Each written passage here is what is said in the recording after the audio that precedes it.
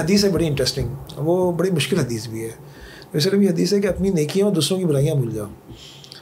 तो मसला ये होता है कि हम थोड़ा सा लोगों को, हर आदमी में गलती हमारे हम कौन सा पूरे मुकम्मल है, कोई ना गलती होगी। असल में हमारे यहाँ ना कलफ लगे हुए कॉलोनों का रिवाज बहुत है और अपॉर्चुनिटीज़ का रिवाज बहुत है। और अपॉर्चुनिटीज़ का मसला ये होता है कि वो एक ख़ास क्लास है, वो जैसे ही कोई बंदा गवर्नमेंट में आता है ना, XYZ जो भी हो, कुछ नए चेहरे आपको उसके चारों तरफ नज़र आते हैं। वो निकलता है, वो चेहरे गायब हो जाते हैं, पुराने चेहरे उसके पास रह जाते हैं। असल में इस पूरे बाइकआउट में सबसे ज़्यादा जो सफ़र किया है वो बेवरेजेस ने किया है। मेरे लिए बहुत आसान है कि मैं कोक ना पीऊँ या मैं पेप्सी ना पीऊँ, मैं पानी पी लूँ, ज़रूरत नहीं है ना, ठीक है, मतलब लाजमी नहीं है कि मैं पीऊँ, उसको मैं बाइकआउट का नाम दे दूँ। मैं एक लफ्ज़ है अवॉइड करना, एक चीज़ है बाइकआउट करना। अवॉइड हो सकता है मैं अवॉइड कर रहा हूँ। जी जी जी जी। आप शाह फैसल को पकड़ लेना, आप शाह फैसल को आवारी से लेके आप स्ट्रीम मिलते चले जाएँ, हर कुछ कर्से के बाद ना आपको इब्न खल्दून याद आएगा जो कहता है कि हर कुछ 2 कोस के बाद या 4 कोस के बाद, कोस कहते हैं माइल को ज़माने में, कल्चर चेंज हो जाता है, लोगों की ज़बान चेंज हो जाती है। तो सिर्फ आपको शाह फैसल पर डाइवर्सिफिकेशन मिल जाएगी।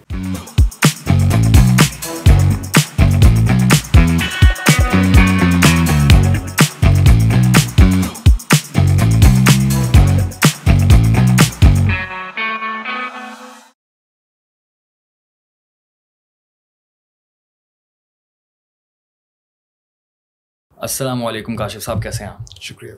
सबसे पहले तो मैं कहूँगा कि बहुत बहुत शुक्रिया आप यहाँ पर आए। हमारे लिए ऑनर की बात है क्योंकि इससे पहले हमारी डिस्कशन चल रही थी वो हमने बहुत सारी बातें की, बहुत सारी तो हम यहाँ कर नहीं सकते, लेकिन बहुत सारी बातें ना मुझे तो बड़ी मज़े की लगी हैं और उनमें से कुछ चीज़ों को हम पॉडकास्ट में भी शामिल करेंगे। और इससे पहले जो है ना मैं डायरेक्टली अपने फॉर्मेट पर आता हूँ और मैं यूजली अर्ली लाइफ के वाले से बात करता हूँ। It's very interesting to me. So मुझे बताएं कि आप एग्जैक्टली किस शहर से आपका ताल्लुक़ है, आप जब टीनेजर थे आप उस वक्त कहाँ थे, अर्ली एजुकेशन? शुक्रिया आपने मौका दिया। कराची की पैदाइश है, वालिदैन हैदराबाद दक्कन से आए थे, हम 5 भाई बहन हैं और हमारे वालिद साहब जो थे वो स्कूल टीचर थे और उनको इस बात पर खुश थे कि पूरा मोहल्ला उनको मास्टर साहब कहता है और वो उसी में एंजॉय करते थे। मैंने उनको ट्यूशन पढ़ाते हुए नहीं देखा। एक कोई ट्यूशन उन्होंने पढ़ाई थी, कोई इंटर वगैरह के अंदर जब मैं था तो उन्होंने किसी को पढ़ाई, मतलब वो ट्यूशन नहीं पढ़ाते थे। और घर पे जो हमारा माहौल था वो ये था कि उन्होंने कभी हम पे कोई चीज़ इम्पोज नहीं की। इम्पोज इस तरह नहीं की कि उन्होंने लाके घर में तफ़हीमुल कुरान रखी, उन्होंने मशकात शरीफ रखी और साथ में उन्होंने लाके परवेज़ शाकिर की शायरी भी रखी, फैज़ की शायरी भी रखी, फराज की शायरी भी रखी, इब्न इंशा की भी सारी किताबें रखी, मोहम्मद ख़ान की भी, कर्नल मोहम्मद ख़ान की किताबें भी रखी, नसर भी पढ़ाई, नज़म भी पढ़ाई, वो भी रखी। ऑप्शन रखा कि ये पढ़ो ये पढ़ो, जोर किसी चीज़ पे नहीं था, एवरीथिंग वाज अवेलेबल। जो चीज़ वो करते थे वो ये करते थे कि जब 2 महीने की छुट्टियाँ होती थी वो हमें हाथ पढ़ के ले जाते थे लाइब्रेरियाँ, मोहल्ले में लाइब्रेरियाँ होती थी उस ज़माने में, ये कल्चर कराची में ख़त्म हो गया। उसके अंदर जाके हमसे कहते थे कि एरिया में गालिब लाइब्रेरी, जो कि नहीं वो गालिब लाइब्रेरी की बात नहीं, ये मोहल्ले की थी जो किराए के ऊपर मिलती थी। मोहल्ले की लाइब्रेरियाँ होती थी, एक जितने बड़ा ये कमरा है इतनी बड़ी दुकान होती थी जिसके अंदर किताबें मिला करती थी किराए पे। तो हमने जो है जब्बार तौक़ीर को बचपन से पढ़ा। हमने इश्तियाक अहमद के नावल जो कि कैरेक्टर थे फ़ारूक, इमरान फ़ारूक, सॉरी वो थे फ़ारूक और इंस्पेक्टर जमशेद, इंस्पेक्टर कामरान मिर्ज़ा, ये 2 महीने की छुट्टियों में इजाज़त होती थी, 2 महीने के अलावा नहीं होती थी, बाकी वक्त पढ़ाई होती थी। इब्न सफ़ी को पढ़ने की इजाज़त मिली इंटर के बाद, उससे पहले इब्न सफ़ी एडल्ट कॉन्टेंट था तो पढ़ने की इजाज़त नहीं थी। और वो लतीफ़ा ये होता था कि हमने क्या किया कि घर में ना 1 से लेके 113 नंबर, 117 नंबर तक इब्न सफ़ी की ईमान सीरीज़ थी, उसके नंबर लिख लिए थे। 2 नावल आते थे रोज़ाना। एक जो है मैं मगरिब बाद जाके ले आया था तो एक बहन एक पढ़ती थी, दूसरी बहन दूसरी पढ़ती थी। तो ये था कि 9 बजे तक उन दोनों ने ख़त्म कर लेना था और दोनों एक्सचेंज हो जाते थे। फिर रात के 11:30-12 बजे मुझे मिलते थे, मैं पढ़ता था, सुबह अम्मी पढ़ती थी। यानी वो जो एक नावल को 5-6 लोग जो है वो सब उसको निचोड़ लेते थे। लेकिन इसका एक ताल्लुक़ ये था कि हमने इससे अच्छी उर्दू पढ़ी, अच्छी तारीख़ पढ़ी, अच्छा लिटरेचर पढ़ा। Ibn Safi one of the classic, inspector Jamshed ने जो लिखा बहुत बेहतरीन लिखा, नौनिहाल तालीम और तरबियत बचपन से आता था, हकीम सईद की चीज़ों को बचपन से पढ़ा। तो जो अच्छा ये सब अच्छा दूसरे मोहल्ले में भी सब एक जैसे ही थे। आप फॉर एग्जांपल 2 महीने की छुट्टियों में हमारे यहाँ ना हमें याद है कि ये छोटे छोटे 50-50 पैसे और 1 रुपए की कहानी की किताबें आती थी, उसके स्टॉल लग जाते थे, लोग ख़रीदते थे, किताबें पढ़ते थे, छोटी छोटी कहानियाँ पढ़ते थे। हर घर के अंदर कोई ना ये कहानियाँ हुआ करती थी। ये कल्चर था पढ़ने लिखने का जो इरोड हो गया। लिटरेचर का प्रॉपर कल्चर, ये पूरा कल्चर था, कराची का ये बड़ा कॉमन कल्चर था। और ये लाइब्रेरियाँ जो है ना वो हर यहाँ से लेके नाज़ाबाद, नॉर्थ नाज़ाबाद, हर जगह मतलब हमारी ऐसे पूछेंगे तो हर एक ने अपने सफ़ी को पढ़ा है, हर एक ने इश्तियाक अहमद को पढ़ा है, उनकी चीज़ों के साथ पढ़ा है। हर घर में तालीम और तरबियत आता था, हर घर में नौनिहाल आता था, हर घर में पाकीज़ा आता था, हर घर में ख़वातीन डाइजेस्ट आता था। ये सब चीज़ें घरों के अंदर शायरी की पढ़ी जाती थी, चीज़ें होती थी और सब एक जैसे होते थे, कोई बड़े फ़र्क नहीं हुआ करते थे। हमारे वालिद साहब जो थे वो हमारे गली के अंदर कोई 4 घर थे जो अहले तशी के थे, वो उनके उसमें चले जाते थे, मजलिसों में चले जाते थे। एक है हमारे उस्ताद हैं, उनका बड़े इज़्ज़त से नाम लेता हूँ, डॉक्टर हिलाल नकवी। ये उन्होंने मरसिया निगारी में PhD किया हुआ है और बहुत बड़ा नाम है, जो तनक़ीद के अंदर बहुत बड़ा नाम है। तो मेरे वाले साहब उनके उस्ताद थे, वो मेरे उस्ताद हैं, उनके बेटे का मैं उस्ताद था। तो हम एक दूसरे को मतलब रहते थे सब एक ही गली के अंदर। मतलब माहौल ये समझ लें कि वो जो 120 गज का दस्तगीर हम लोग रहते थे, जो गलियाँ थी, तो उस गली में 20 घरों में 3 डॉक्टर्स थे, एक PhD डॉक्टर था, इंजीनियर्स अलग रहते थे। और कहने का मकसद है कि सारे पढ़े लिखे, सब पढ़े लिखे लोग होते थे। पढ़ने लिखने के अलावा हमारा कोई एसेट ही नहीं था, एक ही काम होता था, सब पढ़ते थे। और वो मुझे लतीफ़े के तौर पे याद आता था, जब ये इम्तिहान जब हो जाते थे स्कूलों के, उसके बाद एक ख़ास किस्म की ब्रीड जो है ना वो मस्जिद में होती थी, जो दुआएं मांगा करती थी इम्तिहान के रिजल्ट तक, और रिजल्ट के बाद वो गायब हो जाया करती थी। तो ये सब एक पूरा कल्चर था, चीज़ें थी, पढ़ना लिखना, चीज़ें, एक दूसरे से ताल्लुक़। आधी दोस्तियाँ तो लोगों की होती थी या तो प्ले ग्राउंड से होती थी या वो बसों के स्टॉप से होती थी। और बसों के स्टॉप का मतलब ये कि वहीं पे कराची यूनिवर्सिटी वाले भी खड़े हुए हैं, वहीं पे NED के लोग भी खड़े हुए हैं, वहीं पे DMC SMC बाकी तालीमी इदारों के। सुबह आप कभी अर्ली मॉर्निंग 6:30-7 बजे चले जाएँ तो बस के अंदर जो है वो आपको सब पढ़े लिखे लोग अपनी यूनिवर्सिटी अपने ऑफिस जा रहे होते थे। कोई गाड़ियों का इतना रेल पेल नहीं थी। हमारे इलाके के MPA थे, उनका नाम था इखलाक अहमद साहब। मैं उनसे 3 दफ़ा बस में मिला और वो कहाँ जा रहे थे, असम्बली में इजलास में शिरकत करने के लिए जा रहे थे। और वो 5C में बैठते थे और मस्जिद खजरा के स्टॉप पर उतर के पैदल चले जाते थे, तो वो बैठे होते थे। तो ये वाला कल्चर, ये वाली चीज़ें हमारी सोसाइटी में सब एक जैसे लोग थे। मतलब माशरती और माशी तफावत नहीं था, सब गवर्नमेंट स्कूलों में पढ़ते थे, प्राइवेट स्कूल थे नहीं। सारी पोजीशन दिल्ली स्कूल से आती थी, नाज़ाबाद स्कूल से आती थी, एक और मैं स्कूल का नाम मिस कर रहा हूँ, वहाँ से स्कूलों से पोजीशन आती थी। उसके बाद पोजीशंस आती थी इंटर के अंदर, आदमजी से आती थी, DJ से आती थी, और वहाँ से लड़कियों का कॉलेज था, एक कॉलेज फॉर द फेम, एक तो PCHS वाला भी है। PCHS तो तीसरे नंबर पे था। नंबर 1 तो था ये सदर के अंदर जो कॉलेज है ना, सेंट जोसेफ की, वहाँ से आती थी। फिर कॉलेज फेयर रोड से जो है वो सेकंड आती थी। ये सब पढ़ने लिखने के अलावा कोई कंपटीशन नहीं होता था और सब इसको देखते थे। एक ही टेलीविज़न चैनल होता था, उसी टेलीविज़न चैनल के ऊपर अच्छे अच्छे ड्रामे देखते थे। उस चैनल की भी हमारे, मैं समझता हूँ कि हम लोगों की तरबियत में बड़ा कंट्रीब्यूशन है। मिसाल के तौर पे हमारे एक section of the life society का जो राग रंग देखता है, पक्के राग देखता है, हफ्ते में आधे घंटे का एक प्रोग्राम आता था राग रंग। उसे कोई पसंद करे या ना करे, कव्वाली आती थी, सब लोग सुनते थे उस कव्वाली को। मुशायरा आता था महीने में 1-2 बार। मैं PTV पर ही डिटेल में चाहता हूँ कि आप बात करें। तो ये इस चीज़ों ने भी हमें जो है ना वो मतलब ये कि जैसे आप कहें ग्रो किया, इस माहौल के अंदर हम लोग बड़े हुए, चीज़ें भी जिसके अंदर एक पढ़ने लिखने का माहौल था। एक ही तो एसेट था हमारे पास, पढ़ना, और पढ़ने के अलावा हमारे पास कोई चीज़ें नहीं थी। सब खुद पढ़ते थे, ट्यूशन पढ़ते थे, ट्यूशन पढ़ाते थे। इस कल्चर के अंदर जो है ना वो हम जैसे आप ये कहें कि जैसे मैंने आपको बताया कि मिडिल क्लास का था। एक गलियाँ हमारी कहलाती थी, बड़ी इंटरेस्टिंग थी, प्रोफेसर की गलियाँ कहलाती थी वो। और प्रोफेसर की गलियों में इस वक्त जो NED के हेड हैं, VC हैं लोधी साहब, उनके वालिद साहब हशमतुल्लाह खान लोधी का था। एक घर छोड़ के आदमजी कॉलेज के प्रिंसिपल रहते थे, 2 कॉलेज छोड़ के एक जो है डॉक्टर शब्बीर साहब होते थे जो कि जिना कॉलेज के प्रोफेसर थे। मतलब हर थोड़े फासले में कोई ना कोई प्रोफेसर और टीचर जो है उस घर में रहते थे, और ये सब they are the common people. तो एक दूसरे से एहतराम का जज्बा था, तवाज़ु थी। क्रिकेट के मैदान बड़े हुआ करते थे, दुनिया भर के क्रिकेट खेलते थे, दुनिया भर की हॉकी खेलते थे। इतना खेलते थे कोई हद नहीं, खेलने के अलावा कोई काम नहीं था, खेलते थे या पढ़ते थे। वही 70s की बात हो रही है। ये बात मैं आपको बता रहा हूँ कि 85-86 तक ये माहौल था हमारे यहाँ। इसके अंदर हम रहे, इसके अंदर पले बढ़े, इसके अंदर हमने पढ़ा। 85-86 से पहले तक जी ये चीज़ अच्छा माहौल, पढ़े लिखे लोग, तालीम और तरबियत की बात चल रही है, इंटेलेक्चुअल कॉन्वर्जेशंस हो रही हैं। एंड देन लाइब्रेरी वाली आपने बात की, इससे तो बहुत बड़ी मेरी जनरेशन की और मेरे से आगे वाली जनरेशन की तो बहुत बड़ी महरूमी है ये। मतलब मैं लतीफ़े के तौर पर बताऊँ, हमारी एक अजीम लाइब्रेरी थी, उन्होंने क्या किया, शाहनामा के 3 हिस्से कर दिए, क्योंकि वो 2 रुपये 1 रुपये पे जाता था या 3 रुपये किराया होता था। कोई उनका एक हिस्सा लेकर गायब हो गया तो पूरा शाहनामा, फिर उनको एक और शाहनामा खरीदना पड़ा। तो ये किताबें भी हमने लाइब्रेरी से लेके पढ़ी हैं, 5-5 रुपये में, 3-3 रुपये में, 1 दिन का किराया उसमें हम देते थे और एंजॉय करते थे। ये तो बड़ा जुल्म हुआ है। अब PTV जो है, PTV पे किस तरह का कंटेंट दिखाया जाता था उस वक्त? PTV थोड़ा डिटेल में बताइए। देखिए PTV आप ये कह सकते हैं कि सिंगल था, गवर्नमेंट का था, सरकारी था। हमने जिस ज़माने में आँख खोली उस ज़माने के अंदर ज़िया-उल-हक़ का एरा था और पाबंदियाँ थी और सख्तियाँ थी और देयर सो मेनी थिंग्स। लेकिन मैंने जैसे आपको बताया कि पीटीवी का किसी भी फ़र्द की पर्सनल ग्रोथ में बड़ा कंट्रीब्यूशन है, चाहे वो माने या ना माने। मिसाल के तौर पे अगर आप आलमगीर को जानते हैं और अगर आप शेखी को जानते हैं तो आप इसलिए जानते हैं कि वो पीटीवी पे आते थे। आज आप फॉर एग्ज़ाम्पल आज के किसी गुलकार का नाम आतिफ़ असलम के अलावा शायद किसी लोगों को पता होगा, मैं नहीं कह रहा, लेकिन उस तरीके से नोन नहीं है, क्योंकि हर हफ्ते में 1 या 2 प्रोग्राम गानों के आते थे। आधे घंटे उसमें पॉप म्यूज़िक भी होती थी। अभी लोग कहें ज़िया-उल-हक़ का ज़माना था, लेकिन पॉप म्यूज़िक भी उसके अंदर यही पॉप म्यूज़िक होती थी। पाकिस्तान का जो पायनियर था पॉप म्यूज़िक का, वो जो है वो थे जिन्होंने वो गाया है ये आपके कोको कोरिना, मेरे ख्यालों में चाहिए। हाँ, अहमद रुश्दी। अहमद रुश्दी पाकिस्तान का पहला पॉप सिंगर जो है ना अहमद रुश्दी थे, जिन्होंने डांस करके चीज़ें करके आप उनके आप देखें ना पुराने sets, they are very aggressive, very progressive. उसके बाद आलमगीर ने उसको किसी और जगह पे लेके गए। Alamgir was the first person जिसने पॉप म्यूज़िक को पॉपुलर किया। शेखी उनके बाद आए थे, फिर तहसीन जावेद भी आए, बाकी भी आए। फिर उसको जो बूम पे लेके गए वो लेके गए ज़ोहेब हसन और नाज़िया हसन चीज़ों के साथ। लेकिन यही म्यूज़िक थी जो टेलीविज़न पे आती थी, इसीलिए हमें इन लोगों के बारे में पता है।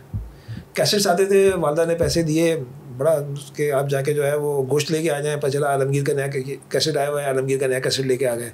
कैसेट्स का एक पूरा सिस्टम होता था, आपको अपने पसंद के गाने करवाने हैं तो बाकायदा लिस्ट लेके, वो भी पूरा एक सिस्टम होता था जिसमें आप रिकॉर्ड करवाते थे। अब तो ज़िंदगी बड़ी आसान है। लेकिन ये तमाम चीज़ें एग्जिस्ट करती थी टीवी के अंदर ना। टीवी आपको मालूमात देता था, टीवी आपको ड्रामा देता था, आपको हर सेक्शन ऑफ द लाइफ के लिए उसके पास कुछ ना कुछ था। उसकी पटारी में बहुत कुछ था, कोई एक चीज़ नहीं होती थी। और ठीक है, गवर्नमेंट का एक सही बात नैरेटिव होता था, सिर्फ गवर्नमेंट की चीज़ें आती थी, ये बात सही है। इसीलिए बीबीसी लोग सुनते थे रेडियो। अगली चीज़ ये होती थी जब यहाँ पे पाबंदी है, लेकिन उसी पाबंदी के ज़माने में सारे क्लासिक ड्रामे वहीं बने। तमाम चाहे 50-50 हो, चाहे ड्रामे हो, चाहे वो ड्रामा 87-89 करके आते थे, चीज़ें आती थी। जितनी अच्छी अच्छी सीरियल्स थी, जितनी चीज़ें थी क्लासिक, वो तमाम चीज़ें उसके दरमियान में आई। और बच्चों के लिए भी बड़ा कंटेंट था। बच्चों के लिए कंटेंट ऐनक वाला जन्म मुझे सो मैनी थिंग्स। ऐनक वाला उससे पहले एक मुझे याद है, एक जो है वो उसके ऊपर साइंटिफिक चीज़ों के ऊपर ड्रामा सीरियल्स बनते थे। शकील उसके अंदर होते थे, टिक टिक कंपनी करके नाम था उस ड्रामे का। बहुत सारी चीज़ें थी। There are so many things जो कि पीटीवी के ऊपर होती थी, मतलब इट वाज मार्वलस।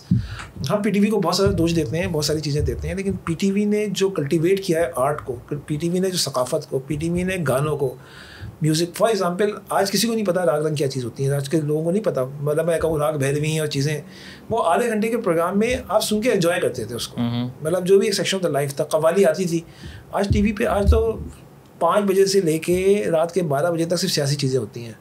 मैं सियासत से कितनी चीज़ें, मैं एक इंसान हूँ, I want to get fresh. और सेम चीज़ें हैं, तो हम तो रिसर्च करते हैं, तो होता ही है कि वो एक ही वेस्ट कोट पहने एक आदमी एक जगह होता है, वही वेस्ट कोट पहने दूसरी जगह होता है, एक जैसी बातें हैं। और वो दो जो एंकर होता है उसका काम से ये तो ये कह रहे हैं और ये तो ये कह रहे हैं, तो 2 लोगों को लड़ा रहा होता है वो आदमी। उस एंकर का काम ये है, उसको आप काबिल आदमी समझते हैं, मतलब टेक्निकली वो काबिल कहलाता है। वो 2 आदमियों को लड़ाने के पैसे ले रहा होता है आपसे, और उसकी अपनी कोई बैचनेस होती है, उसकी अपनी कोई मालूमात नहीं होती है, बस वो आके बैठ जाता है और अपनी उसको उसने ये कहा उसने ये कहा, और ऊंची ऊंची चीज़ें जो है ना बगैर किसी बेसिस। हम लोग राइटर्स की बात कर रहे हैं। उस ज़माने में राइटर्स भी काफ़ी इंटेलेक्चुअल हुआ करते थे, और जो ड्रामे हमें दिखते थे, चाहे वो डायलॉग्स हो चाहे वो स्टोरी हो, वो इतनी अच्छी हुआ करती थी, इतनी पढ़ी लिखी हुआ करती थी कि यार कोई ना कोई रीज़न दिखता था उसके पीछे। लेकिन अभी हमारे यहाँ एक ही ड्रामा, एक ही जो है वो सेम स्टोरी लाइन चल रही होती है कि शौहर, बीवी, सौतन, सास, बहू, ये सेम स्टोरी लाइन दिख रही है इंडिया पाकिस्तान दोनों तरफ ना। बहुत कम ड्रामे हैं जो कि इस वक्त अच्छे बनते हैं, बिल्कुल बनते हैं, लेकिन बहुत कम है। लेकिन उस वक्त अगर हम लोग क्वांटिटी उठाकर देखें तो क्वांटिटी तो बहुत ज़्यादा हुआ करती थी अच्छे ड्रामों की। देखिए असल में इसको एक और ज़्यादा स्पेक्ट्रम से समझें। स्पेक्ट्रम ये समझें कि जिस वक्त हर ज़माने की अपनी कम्युनिकेशन है। इस तरह समझ लें कि एक ज़माना ऐसा था कि बाज़ तहरीकें इसलिए खड़ी हुई कि वो रिसाले लिखते थे। रिसालों के अंदर वो मज़ामीन लिखते थे, उसकी बुनियाद पे तहरीकें खड़ी हो गई। ये 40s का ज़माना था। तहरीकें आप अगर पूरी तरक्की पसंद तहरीक उठा के देखेंगे, अगर आप पूरी सोशलिज्म की तहरीक उठा के देखेंगे, तो ये शायरी, अफसाने, अदब, इन तमाम चीज़ों की बुनियादें फैली हैं। ठीक है, तो उसको लिखने और पढ़ने वाले नौजवान होते थे, कॉलेज यूनिवर्सिटी के स्टूडेंट्स होते थे जो रिसाले पढ़ते थे। उसके बाद अगली स्टेज आई अखबार की। अखबार में भी लिखने वाले, इसमें सबसे कहते थे कि एक होता है जो ख़बरें पढ़ता है और एक वो है जो अखबार पढ़ता है। ख़बरें वो है जो हेडलाइंस पढ़ता है, और अखबार वो है जो कि कॉलम्स पढ़ता है, एडिटोरियल पढ़ता था। तो लोग कॉलम्स पढ़ाते करते थे, लोगों के नाम थे बड़े बड़े ना, कॉलम्स की बुनियाद पे लोगों की राय बनती थी, पढ़ते थे। जैसे मैंने आपसे कहा कि किताबें पढ़ी जाती थी, चीज़ें पढ़ी जाती थी, बड़े बड़े। बड़ी बात आपने कही और बड़ा क्विकली आप ये बोलकर निकल गए कि अखबार और ख़बर पढ़ने वाले ज़मीन आसमान का फ़र्क है। उसके बाद हुआ ये कि आपके रेडियो का दौर शुरू हुआ। अब से यही पढ़े लिखे लोग रेडियो में पहुँचे, वहाँ पे अदीब थे, वहाँ शायर थे, कम्युनिकेशन टूल था सब वाहिद कमर्शियल कम्युनिकेशन टूल था जिसके रेडियो के ज़रिए पहुँचते थे। मैंने आपको ये बताया कि सबसे मुश्किल ड्रामों में ड्रामा जो है ना वो रेडियो का ड्रामा होता है, जिसके अंदर आप कुर्सी से उठे भी तो आवाज़ आएगी, आप दरवाज़ा बंद करेंगे भी तो आवाज़ आएगी, आपके अप एंड डाउन्स, आपके मूड, आपकी तमाम चीज़ें चेहरों के से नहीं आवाज़ों के ज़रिए आपको फील कराना है। ये सब बड़े पढ़े लिखे लोग थे। इसके अंदर आप नाम सोचना शुरू करें, सुभानी बाई यूनुस, आप नोट करें कासिम वाजिद, आप कहें शकील, आप मुनव्वर सईद, आप जिन जिन लोगों के नाम लेंगे ये सब जो है वो ड्रामे रेडियो के पैदावार हैं। रेडियो के बाद टेलीविज़न आया, यही पढ़े लिखे लोग टेलीविज़न के अंदर आ गए। ये फर्स्ट ब्रीड थी जो आई, इनके साथ शायर आए, इनके साथ चीज़ें आई, इनके आप कभी पुराने उठा के देखें ना जो गाने, जो कि आप कहते हैं एक पुराने जो क्लासिक गाने, उनको लिखने वाले कौन हैं? वो सब के सब बड़े बड़े शायर हैं, बड़े बड़े शायर। अतील शिफाई का नाम मिलेगा आपको दूसरे शायरों के नाम मिलेंगे जो बैठ के गाने लिखते थे। तो जब बात उनकी ज़बान, उनकी चीज़ें, उसकी मेलोडी, जो मेलोडी बनाने वाले थे वो उसको मेलोडियस बनाते थे, जो गाने वाले थे वो बड़े डिफरेंट गाने वाले होते थे, उनकी चीज़ें होती थी। आपको नूरजहाँ से आप जैसा भी समझते हो, नूरजहाँ स्टिल उसकी जो मेलोडी थी वो भी बहुत डिफरेंट किस्म की मेलोडी थी। तो जो मेलोडियस चीज़ें थी वो चलती थी। आप एक अच्छा अदब, अच्छा रिसेप्टिव भी जो लोग थे वो पढ़े लिखे लोग थे, किताबें पढ़ते थे, चीज़ें करते थे, तो उनको वो चीज़, उनकी ज़बान, उनकी तमाम चीज़ें वो रिसेप्टिव थे। यही लोग जब ड्रामे में आए तो उन्होंने ड्रामे बनाना शुरू किए। यहाँ पे बेहतरीन ड्रामे मिले, आपने यहाँ पे मुन्नू भाई का ड्रामा देखा, आपने अशफाक अहमद के ड्रामे देखे, आपने बानो कुस्सिया के ड्रामे देखे, आपने अमजद इस्लाम अमजद के ड्रामे देखे, आपने फातिमा सुरैया बजिया ने कल्चर चेंज कर दिया पूरा। कहते हैं कि पाकिस्तान में जो शादी का कल्चर है फातिमा सुरैया बजिया लेके आई हैं। really? बजिया की जो है, जो उनके एक बहुत लाइट किस्म की जो एक तो ये 13 किस्तों में चीज़ें ख़त्म हो जाया करती थी। वो एक मजाक के तौर पर किसी PTV अवार्ड में किसी ने जुमला कहा था कि 26 किस्तें देख के बच्चे जवान हो गए। अब तो 102 और 130 होती हैं, कितनी किस्तें होती हैं। तो एक क्योंकि सहमाही का था, एक सहमाही में एक चीज़ों को कंक्लूड करना होता था, तो 13 किस्तें बहुत हो गई, तो 14 किस्तें ना। और इसीलिए उसका कंटेंट, उसकी पावर, उसकी स्पीड, उसकी चीज़ें जो है ना बड़ी ज़बरदस्त हुआ करती थी ड्रामे की डिलीवरी। और बजिया ने शादी की जो रसूमात हैं पाकिस्तान में एस्टेब्लिश करवाने में, इसमें बजिया का बड़ा रोल है, उसमें टेलीविज़न का रोल है, जिसके अंदर ये मेहंदी, सांचा चीज़ें, जो रस्में हैं, तमाम चीज़ें जो है ना वो बड़ी ग्लैमराइज तरीके से दिखाई जाती थी उसके अंदर। तो ये सब चीज़ें, माशरे को अदब करना, माशरे को चीज़ों को सिखाना, शायर आते थे, अदीब आते थे, बड़े बड़े शायर जो है ना हमने टेलीविज़न पे सुने, चीज़ें सुनी। फिर एक वक्त ऐसा आया कि जिससे आपका कमर्शलिज़म आ गया। कमर्शलिज़म ये है कि जो बिकता है वो दिखता है। अब मसला ये है कि जो क्लासिक चीज़ें होती हैं वो दिखती नहीं है, वो बाद में पता चलता है 2 साल के बाद, 3 साल के बाद वो क्लासिक चीज़ें, प्रॉब्ली 10 साल चीज़ें। हर ड्रामा कहीं नहीं हुआ करता, हर ड्रामा जो है वो धुआं नहीं हुआ करता। ये अपने ज़माने के अंदर ड्रामे हिट हो चुके थे, चीज़ें हो चुकी थी, उसमें कंटेंट था, मतलब कंपटीशन था, बड़ा हेल्दी कंपटीशन। लाहौर का एक ड्रामा आता था, एक कोयटा का आता था, एक कराची का आता था, इन सब के दरमियान कंपटीशन ऐसे भी होता था। ये धुआं, ये कोयटा की प्रेजेंटेशन थी, बस क्लासिक। ये यहाँ से आती थी, अंधेरा उजाला लाहौर की प्रेजेंटेशन थी, पेशावर से अपने अलग ड्रामे। और हर एक के ना, जिसे आप कहें कि एक बड़ा अच्छा फ़ायदा ही होता था, नए नए स्टार्स निकल के आते थे, नए नए एक्टर्स निकल के आते थे, क्योंकि वो अपने लोकल एरिए को के ड्रामे उन्होंने बनाने होते थे। अब तो जो ड्रामा बनता है वो कमर्शियल सेंस से बनता है, वो 5 स्टार होटल में उसको ठहराते हैं, चीज़ें करते हैं, वो सब एक्सप्लेट बन जाती है ना। तो वहाँ पे जो है ना वो हर एरिया का फिर अपने अपने उनके कंपटीशन होता था कि एक सहमाही में एक प्रोड्यूसर होगा, दूसरे में दूसरा प्रोड्यूसर होगा। तो it was a culture, it was a presentation, ये जो चीज़ें, जो ड्रामे थे ना, इट वॉज समथिंग एक्स्ट्राऑर्डिनरी। फिर हो गया कमर्शलिज्म। फिर हुआ ये कि एक और चीज़ उस ज़माने में जो एस्टेब्लिश हुई वो ये कि स्टेज ड्रामे थे, स्टेज ड्रामे डेरिवेट हुए पहले, और फक्कड़पन पे आ गए, चीज़ों पे आ गई। मतलब पहले मजाक कुछ अलग होता था, अब तेरा मुँह चींडे जैसा है और मेरा मुँह तंदूर जैसा है, और इस तरह के मजाक शुरू हुए और बाकी चीज़ें शुरू हुई। तो इस अरसे के अंदर हमारे पास जो है वो लेट 20s में या 90s में मीडिया का बस्ट हुआ, जिसमें बहुत सारे चैनल्स आए। जब मीडिया बस्ट हुआ तो उस वक्त जो है जो उसको लोग मिले वो थिएटर से मिले, वो स्टेज ड्रामों से मिले, उसके प्रोड्यूसर। दूसरे ये कि उसमें इन्वेस्टर्स आ गए जिनको पैसे कमाने थे, चीज़ें करनी थी। तो ड्रामा तो चला गया कहीं दूर, अदब तो चला गया कहीं दूर। अब आपको कोई शायर के बारे में चीज़ जो मिलती है, कोई मर जाने के बाद किसी शायर को रिकॉल भी किया जाता है, तो पाकिस्तान ड्रामों के ज़रिए दिखाया जा रहा होता है। PTV की नशियात में से चीज़ें निकाल के दिखाई जा रही होती हैं। तो जो PTV was the gold days, उसकी जो चीज़ें थी, जो उसकी डाइवर्सिफिकेशंस थी, वो जो है वो कोई कैरी नहीं कर सका, कोई not a single channel carry it. News का चैनल खुद भी कैरी नहीं कर सका। क्या अगर वही इंटेलेक्चुअल ड्रामे आज भी बन सकते हैं?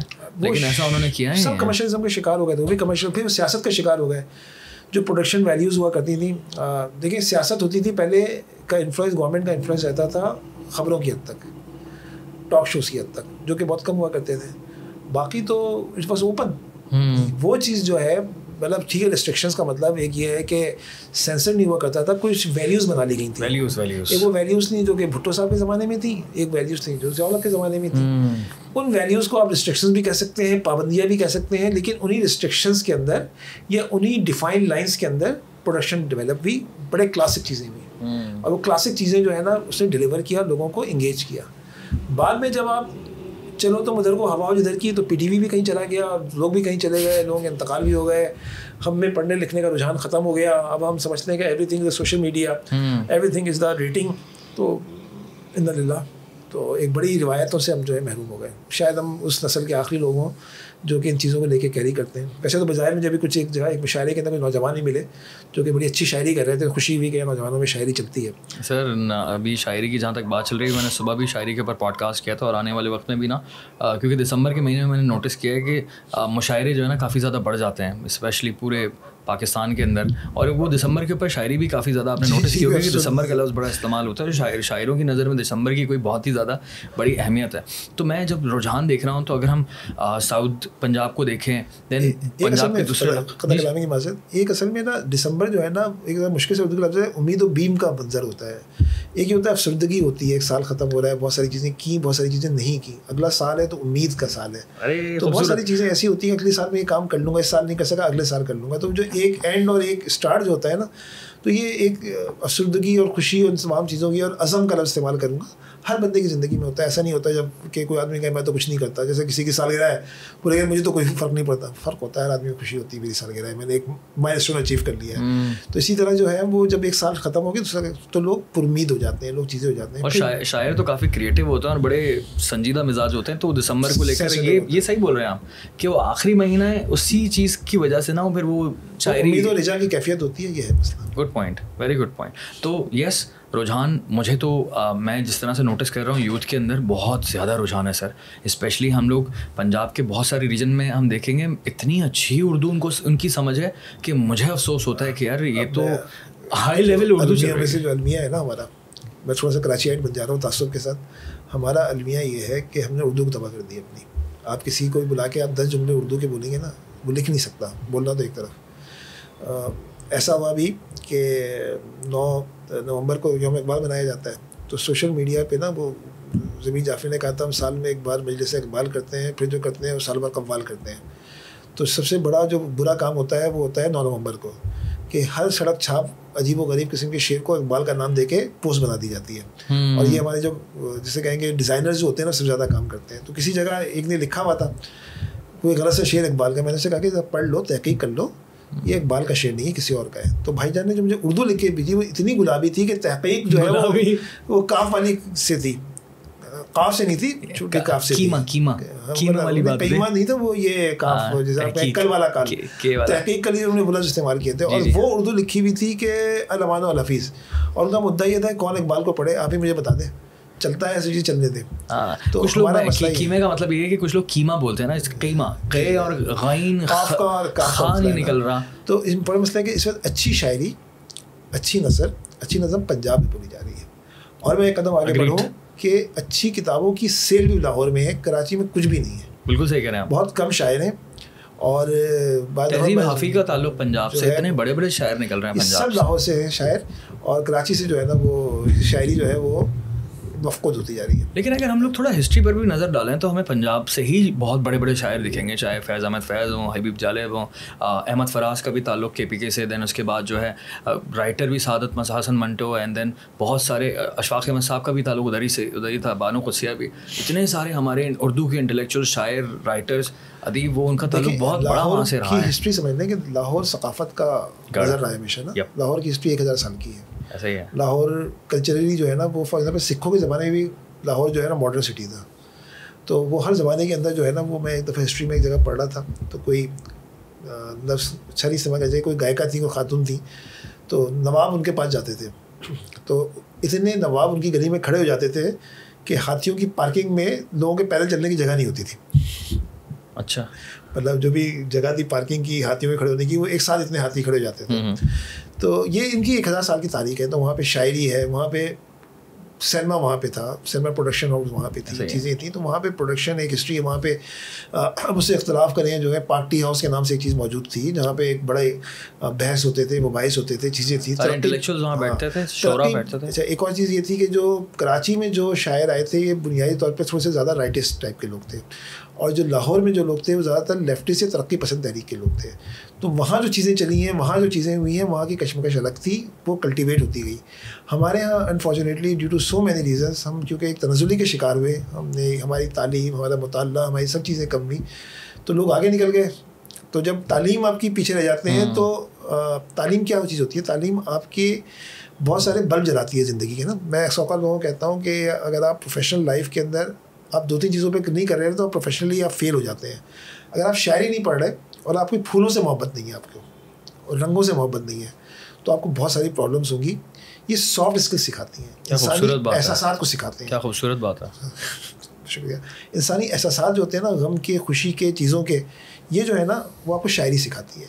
फूल जो है ना वो आपको आँखों में चमक देते हैं, रिफ्लेक्शन देती है, कुदरत से मोहब्बत सिखाते हैं। तो इंसान की इज़्ज़त है, कुदरत की इज़्ज़त है, तो कुदरत की बनाई हुई इंसान की इज़्ज़त होती है। तो फिर आप प्रोफेशनल नहीं होते, आप किसी को कदर करके आगे नहीं बढ़ते प्रोफेशनली, फिर आप उसको मौके देते हैं, उसको आगे बढ़ाते हैं, उसकी गलतियों को तस्लीम करते हैं। हमारे वो एक मंजर होता है लीडरशिप। हर आदमी लीडरशिप कोर्स करके, हर आदमी लीडरशिप नहीं होता। लीडर बॉर्न लीडर होता है। मेरे नज़दीक कोई आदमी लीडरशिप स्किल्स डेवलप नहीं कर सकता। जो चीज़ डेवलप हो सकती है वो ह्यूमन स्किल्स है, वो एहसास है किसी की तकलीफ़ का, किसी के दुख का, किसी के गम का, किसी की परेशानी का, किसी को आगे लेके जाने का, उंगली पकड़ के आगे लेके जाने का। आज मेरी ज़िंदगी में कोई 20-30 साल हो गए, बाद दफ़ा कोई आदमी जो पलट के मुझे कहता है, काशिफ भाई आपने फ़लाँ जगह मुझे ये चीज़ सिखाई थी, इसलिए मैं आगे बढ़ गया, तो बड़ी खुशी होती है कि यार कभी ज़िंदगी में ये काम भी किया है। और जो लोग ये कर रहे होते हैं, जो किसी को दूसरे को सपोर्ट दे रहे होते हैं, अल्लाह ताला खुद उनको आगे ले जाता है। किसी को सपोर्ट देने से कोई आदमी पीछे नहीं रह जाता। ऐसा ही है सर। अब मैं आपसे सवाल करूँगा आपकी प्रोफेशनल लाइफ का, क्योंकि हम लोगों ने तो बड़ी ज़बरदस्त किस्म का इंट्रो दिया है, और मैं तो ये जो हम बात कर रहे हैं, हम उनकी डेप्थ में जाते रहेंगे और मुझे लगता है हमें 1-2 घंटे लग जाएंगे लेकिन बातें ख़त्म नहीं होंगे। अब मुझे बताएं कि अपनी प्रोफेशनल लाइफ का आगाज़ आपने कहाँ से शुरू किया था? मैं 94 से ग्रेजुएशन के बाद 99 तक मेडिकल रैप रहा, क्योंकि 3 कंपनीज़ में। अब मेडिकल रैप जो है वो डॉक्टर से पास जाता है, बुनियादी तौर पर सेल्समैन होता है। इस चक्कर में मैंने पूरा कराची घूमा बल्दिया टाउन से लेके खारा दर और मीठा दर और ये सब चीज़ें मैंने घूमी है। इसके अंदर नाज़ाबाद तमाम पूरा कराची जो है मोटरसाइकिल के ऊपर। दस्तगीर से मैं क्लिफ्टन जाता था बाइक पे रोज़ाना, दस्तगीर से मैं खादर जाता था, दस्तगीर से उसमें करते क्या थे? आप डॉक्टर के पास जाते हैं और उनको अपनी प्रोडक्ट्स के बारे में बताते हैं, जो भी नई दवाएं आई भी होती हैं उनको आप कन्विंस करते हैं। मेडिकल स्टोर्स पर भी जाते हैं? मेडिकल वो एक उसका पार्ट है कि आप पहले डॉक्टर के पास जाते हैं, उससे प्रिस्क्रिप्शन निकलवाते हैं। प्रिस्क्रिप्शन कैश होनी चाहिए, आपकी दवा जो है वो मेडिकल स्टोर में बराबर की होनी चाहिए, ताकि जब प्रिस्क्रिप्शन निकले तो वो कैश हो जाए। कैश का मतलब पैसे नहीं, मतलब वो आप एक ट्रांसलेट हो जाए उसके अंदर।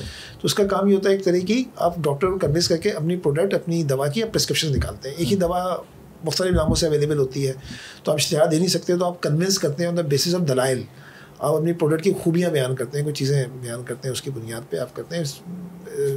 बुनियादी तौर पर फार्मास्यूटिकल आपका बैकग्राउंड हो तो चीज़ें अच्छी होती हैं। अब तो खैर वो भी चीज़ें चेंज हो गई, अब डॉक्टर्स को रिश्वत दी जाती है, चीज़ें दी जाती हैं, उसकी बुनियाद पर सारा काम होता है। जब वैल्यूज़ गिरती हैं तो ये भी गिरती हैं। तो बहरहाल मैं 5 साल मेडिकल रैप रहा, मुख्तलिफ कंपनीज़ के अंदर पूरा कराची देखा। इसी में मुझे मौका मिला पूरा पंजाब देखने का, चीज़ें देखने का, बहुत सारे लोगों, बहुत सारे कल्चर्स के साथ मिले। फिर 99 में मेरा एक एक्सीडेंट हो गया, तो उसके बाद फिर मुझे हिम्मत नहीं थी कि मैं बाइक चला सकूँ दुनिया तो साइकोलॉजिकल में। तो उस ज़माने में मुझे एक मार्केटिंग रिसर्च की कंपनी है, उसके अंदर ओएसिस, उसके अंदर मुझे एक साहब मिले और जो उसके ओनर थे उन्होंने मुझे मौका दिया, मौज़म साहब मरूम नाम था उनका। जब मैं मेडिकल रैप था तो उस ज़माने में मैं कोई 14,000 रुपये कमाता था, उन्होंने मुझे 8,000 रुपये में दी, मैं चला गया उसके अंदर।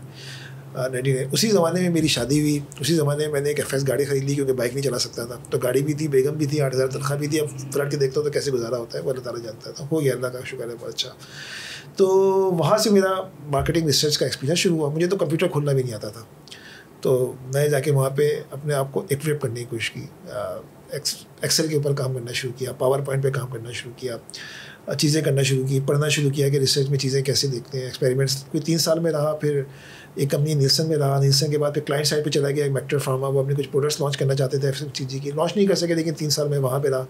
फिर दोबारा ओएसिस में आया, या मैनेजर, सीनियर मैनेजर, फिर ये पल्स कंसल्टेंट के नाम से मैंने अपना काम 2012 से स्टार्ट किया। तो आज 10 साल हो गए, अल्हम्दुलिल्लाह कुछ अच्छा काम कर रहे हैं, कुछ बेहतर काम कर रहे हैं, जैसा मैं चाहता हूँ वैसा काम कर रहे हैं। गलतियाँ भी होंगी, चीज़ें भी होंगी, लेकिन इट्स ग्रोइंग अल्हम्दुलिल्लाह। आपने जो पल्स कंसल्टेंट का काम शुरू किया, इसमें आपने क्या क्या किया शुरू में, एंड देन फिर उसके बाद हम आगे बात करेंगे। पल्स कंसल्टेंट जो है वो is a marketing research company, और हमारा काम सर्वे करना है। एक तो ये होता है कि आदमी बहुत सारे काम कर सकता है, नज़र आता है कि ये भी कर सकता है, वो भी कर सकता है। तो मैं लोगों को कहता हूँ कि यार 2 चीज़ों के बगैर बंदा जो है ना वो अपना काम ना शुरू करे। नंबर 1, आपके पास पैसे होने चाहिए किसी काम के, और दूसरी चीज़ ये है कि आपके पास स्किल्स होनी चाहिए। जो आता है बंदा वो करे, जो काम नहीं आता वो ना करे। हमारा काम ऐसा है कि इसमें बहुत ज़्यादा पैसे नहीं चाहिए।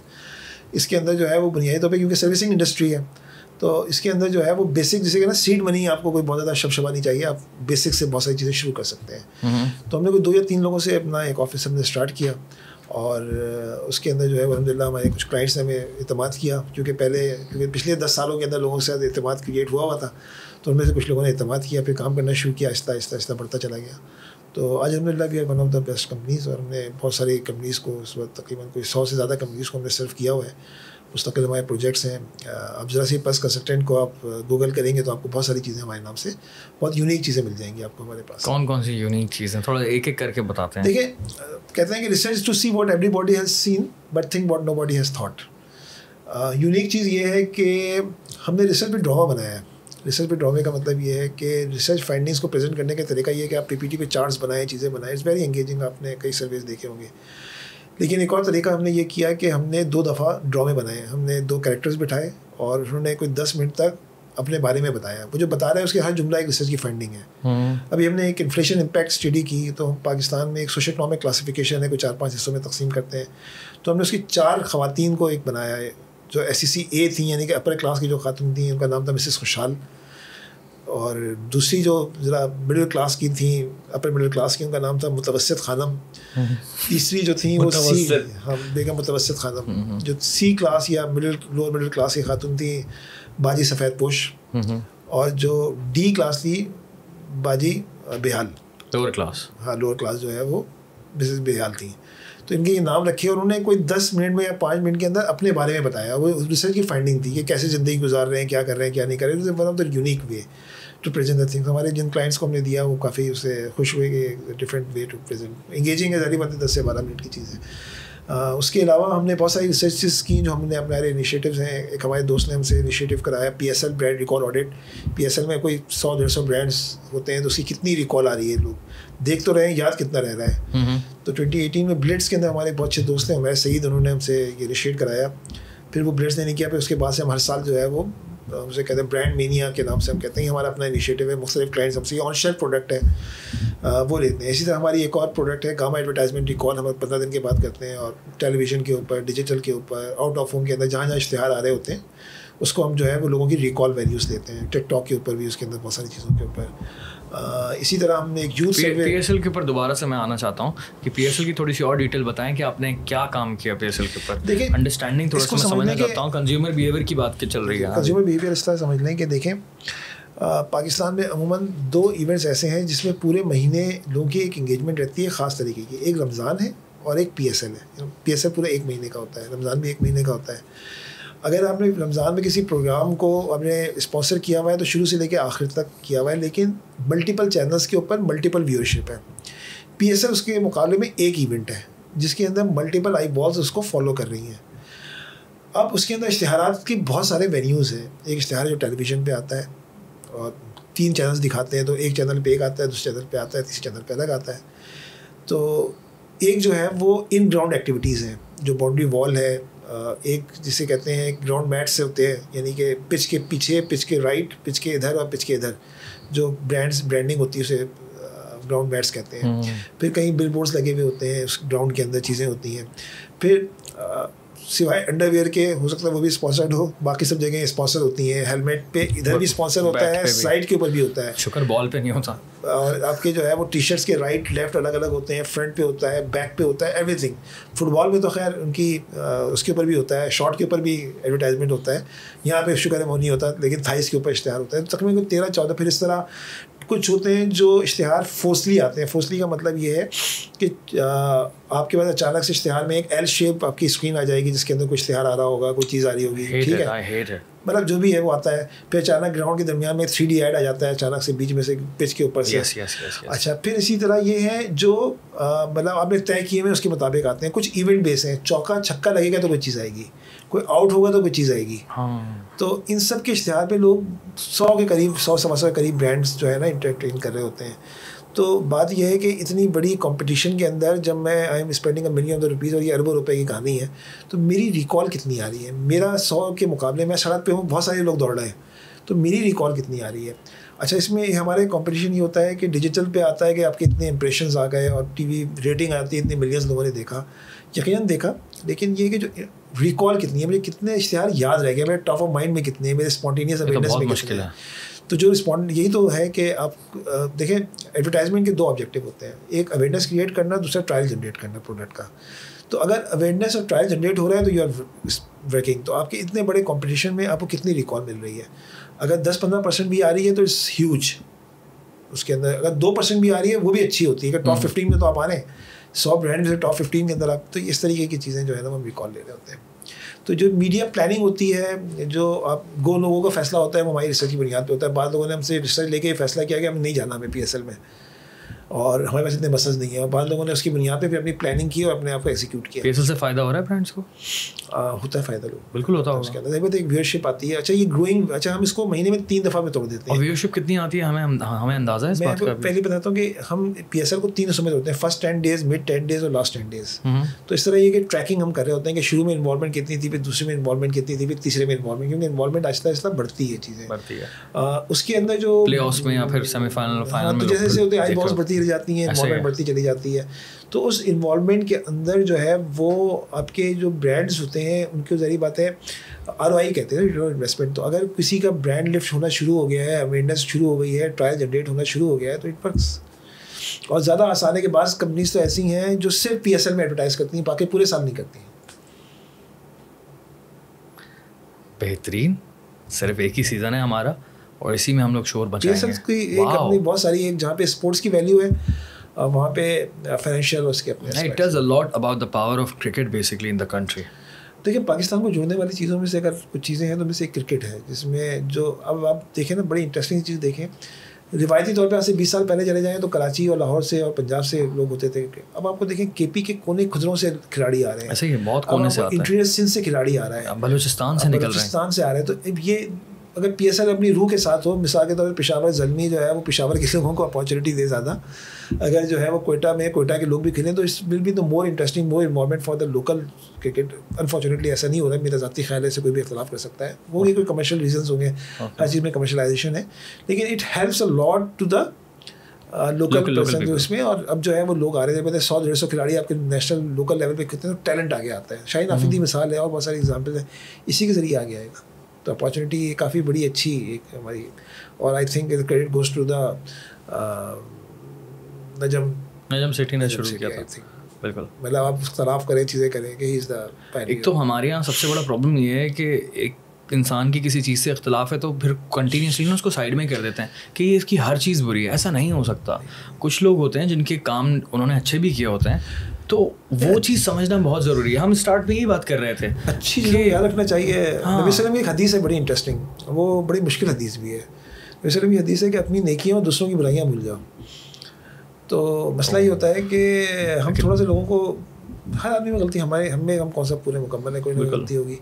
नजम सेठी साहब से आइडियोलॉजिकल बहुत सारी चीज़ों पर इख्तलाफ हो सकता है, लेकिन ये कि पाकिस्तान में लाने वाला आदमी क्रिकेट को नजम सेठी के अलावा कोई नहीं। बिल्कुल सही बात है। और जो उसे कदर नहीं करता ना, वो खुद जो है वो अपने आप से झूठ बोल रहा है। मतलब बुनियादी तौर पे वो खुद छोटा आदमी है इखलाकी तौर पे। बहुत अच्छी बात की आपने, बिल्कुल ऐसे ही है। जहाँ जिसका क्रेडिट बनता है उसको देना चाहिए। And I agree with you कि जितनी ही पावर मुझे क्रिकेट के अंदर दिखती है, हमारे पूरे रीजन के अंदर ही बहुत ज़्यादा पावरफुल है।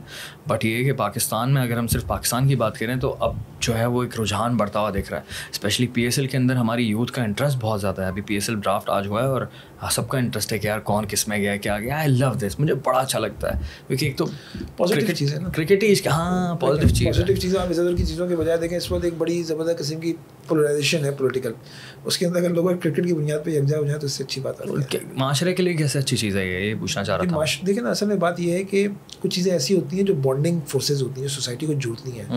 उन बॉन्डिंग फोर्सेज फोर्सेस में बड़ा अमल जो है ना वो स्पोर्ट्स का है, मतलब आजकल के ज़माने फ़ी ज़माना उसके अंदर ना आइडियोलॉजिकली तौर पे लोग डिफरेंसेस हो सकते हैं, लेकिन किसी एक उसके अंदर दो मुखालिफ पार्टियों के लोग किसी एक खिलाड़ी में मुत्तफिक हो सकते हैं। ऐसा ही है। तो जब ये वाली अपॉर्चुनिटी, देखिए ये एक अपॉर्चुनिटी अगर मिल रही है तो इससे अच्छी अपॉर्चुनिटी को अवेल करना चाहिए, और लोगों की में जो कम्युनिटीज़ हैं इस हवाले से उसको स्ट्रेंथन करना चाहिए, उसको लेके आगे चलना चाहिए।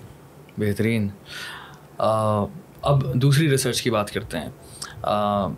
अभी इन्फ्लेशन वाली रिसर्च के बारे में आपने बात की थी, तो उसके ऊपर भी मैं चाहता हूँ तो हम लोग थोड़ा सा डिटेल में डिस्कशन कर इन्फ्लेशन तो इस वक्त पाकिस्तान में 35% है और उसने चीखें निकाल दी हैं लोगों की ना, चीखें निकाल दी हैं, जेन्युइनली निकाल दी हैं। देखें हमारे पास हम इस तरह कहते हैं कि मार्केटिंग की दुनिया में पाकिस्तान की सोशो इकनॉमिक क्लासिफिकेशन के लिहाज से हम कोई ब्रॉड 5 हिस्सों में तकसीम करते हैं। एक पूरी उसको बयान करना ज़्यादा मुश्किल है मुख्तसर वक्त में, लेकिन upper socio economic class, middle socio economic class, lower socio economic classes करके 5 होती हैं। हर एक की साइजेस हैं।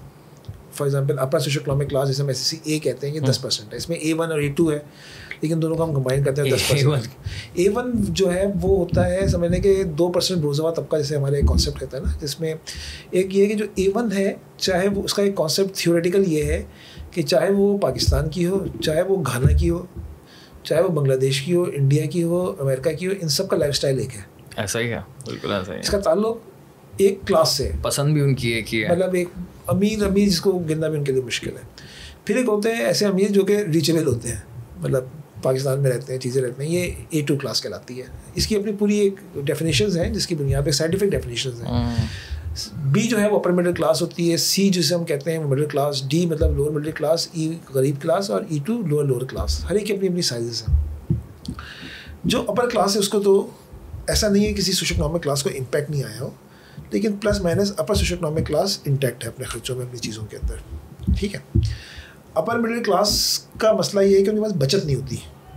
अब अपर मिडिल क्लास जो है वो आमदनी के लिहाज से नहीं बनती, जो हम क्लासिफिकेशन कहते हैं ना, उसी क्लासिफिकेशन आमदनी के लिहाज से नहीं बनती। इसलिए कि मेरा बेटा है, मेरे बेटे को नहीं पता कि मैं कितना कमाता हूँ, मेरी बीवी को नहीं पता मैं कितना कमाता हूँ, मैं आपको बताया नहीं चाहता कितना कमाता हूँ, लेकिन ये पता है कि मेरी तालीम क्या है और मैं काम क्या करता हूँ, ये सबको पता है। तो उसका एक क्रॉस है, उसकी बुनियाद पे सोशो इकनॉमिक क्लासिफिकेशन बनती है।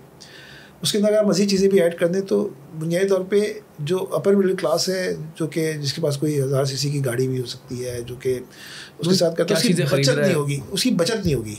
अच्छा, वो मॉडर्न ट्रेड पे जा रहा है ख़रीदारी करने। मॉडर्न ट्रेड का मतलब ये है कि वो इम्तियाज़ पे जा रहा है, वो लाहौर के अंदर जो है वो जैसे आप कहेंगे इस तरह की दुकानों के ऊपर जा रहा है ना, जिसमें जाके खुद खरीदारी कर रहा है। ये अपर सोशो इकनॉमिक क्लास A और B का फिनोमेना है।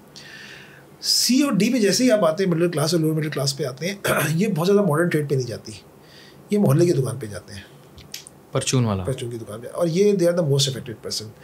इनका ये है कि इनकी अमूमन महीने में 1 दफ़ा शॉपिंग होती थी, अब इनकी महीने में 2 दफ़ा हो जाती है। आप इस तरह कहेंगे एज़ पर नीड बेस पे होती है, जब कोई चीज़ ख़त्म हो जाएगी तो फिर मैं जाके ले आऊँगा। तो ये क्लासेस जो है वो ज़्यादा, इनकी बचत भी कम है। फिर ये और नीचे चले जाते हैं तो फिर वो कर्ज़े का बोझ, 2 जॉब्स करना, चीज़ें करना, तो ज़िंदगी जो है ना वो मिज़रेबल हो जाती है। लेकिन इन तमाम चीज़ों के साथ पॉजिटिव बात यह है कि पाकिस्तान के एक घराने की जो वो है वो 6.30 है एक घर की एवरेज हाउस होल्ड साइज़। इसके अंदर अमूमन 2 कमाने वाले होते हैं। जब 2 कमाने वाले होते हैं तो वो मिलजुल के कोई 20-25-30 हज़ार रुपये कमा रहा है, 25-30 हज़ार रुपये कमा रहा है, तो घर की एवरेज आमदनी 50-60 हज़ार रुपये हो गई, तो घर का चीज़ें चल जाती हैं, चीज़ें चल जाती हैं, ब्रांड चॉइसेस चेंज हो जाती हैं, चीज़ें हो जाती हैं, इस्तेमाल कम हो जाता है। अब दावतें कम हो गई हैं, बाहर खाना हम देखते हैं, हमारी आबादी इतनी माशाल्लाह से 240 मिलियन की आबादी है, तो कोई महीने 2 महीने भी एक दफ़ा जाता है। अब असल में महीने के जब मैं अपने अखराजात तय करता हूँ ना, तो उसमें 1 पैसे मैं बाहर खाना खाने की भी रखता हूँ। पहले नहीं रखता था, पहले मैं वो एक्स्ट्रा मनी से करता था। अब मुझे अपने घरों को एंटरटेन करना है तो मैं अपने खर्चों में से एक खर्चा एंटरटेन करना है, एंटरटेन अपनी फैमिली को एंटरटेन। देखिए यार, फैमिली ओरिएंटेड पीपल, ऐसे ही हमारी एंटरटेनमेंट है, खाना है। मतलब हम देखते लड़के जा रहे हैं, वो अलग किस्म की चीज़ है, लेकिन at the end of the day family is more important for us in any case. तो जो फैमिली की चीज़ें हैं, उस फैमिली के लिहाज से जैसे आप ये कहें कि कोई ना कोई मैं अपना खर्चा रखता हूँ, तो मुझे चीज़ें नज़र आती हैं।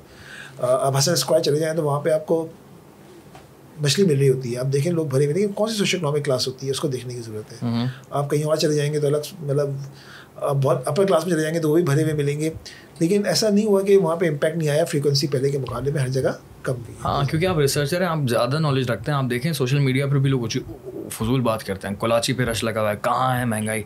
भाई साइज़ तो देखो, पॉपुलेशन तो देखो, शहर की पॉपुलेशन कहाँ है। पहले महीने में 2 दफ़ा आता था, महीने में 1 दफ़ा आता है, ऐसे ही वो 3 महीने में आता था, 4 महीने में आता है। मतलब एक आदमी की एक अर्ज होती है जिसमें वो सेटिस्फाइड होता है, सेटिस्फेक्शन की एक पैसे स्पेंड करके भी जो है ना वो बंदा सेटिस्फाइड होता है। बाद दफ़ा एक उसकी चीज़ें होती हैं, इसका मतलब ये नहीं कि वो फजूल खर्च है, उसको बाद जगहों पे अपनी फैमिली के साथ, अपनी चीज़ों के साथ ही हैज़ टू मेंटेन हिमसेल्फ, तो उसके अंदर वो जाके वहाँ पे खर्च होते हैं। और इस वक्त बहुत बुरी तरह से हर ये क्लासेस स्पेशली मिडिल क्लास या upper middle class lower middle classes सब बहुत सफ़र कर रही है इसके अंदर। ये एज पर नीड की बुनियाद पे कर रही है, ब्रांड चॉइसेस, फ्रीक्वेंसी कम हो गई, क्वांटिटी ख़रीदना कम हो गई, बेसिक चीज़ें तो ख़त्म नहीं हुई। मैं ऐसे लोगों को भी जानता हूँ कि जिन्होंने अपने बच्चों को स्कूलों से उठा दिया, स्कूल चेंज कर दिए, चीज़ें कर दी, तो ये सब इम्पैक्ट आया हुआ है उसके अंदर। और ये सही बात है, वो एकदम नहीं हुआ, जैसानिया जमा होते हुए 2 दिन या 3 दिन का पता नहीं है, 8 से 10 साल की कहानी है। ये ऐसा नहीं है कि आप ये कहें कि पिछली में था और अचानक से चेंज हो गया, तो ये पूरा 5-10 साल की कन्वर्सेशन है हमारे यहाँ। तो ये ज़रूरी है ये क्लियर करना भी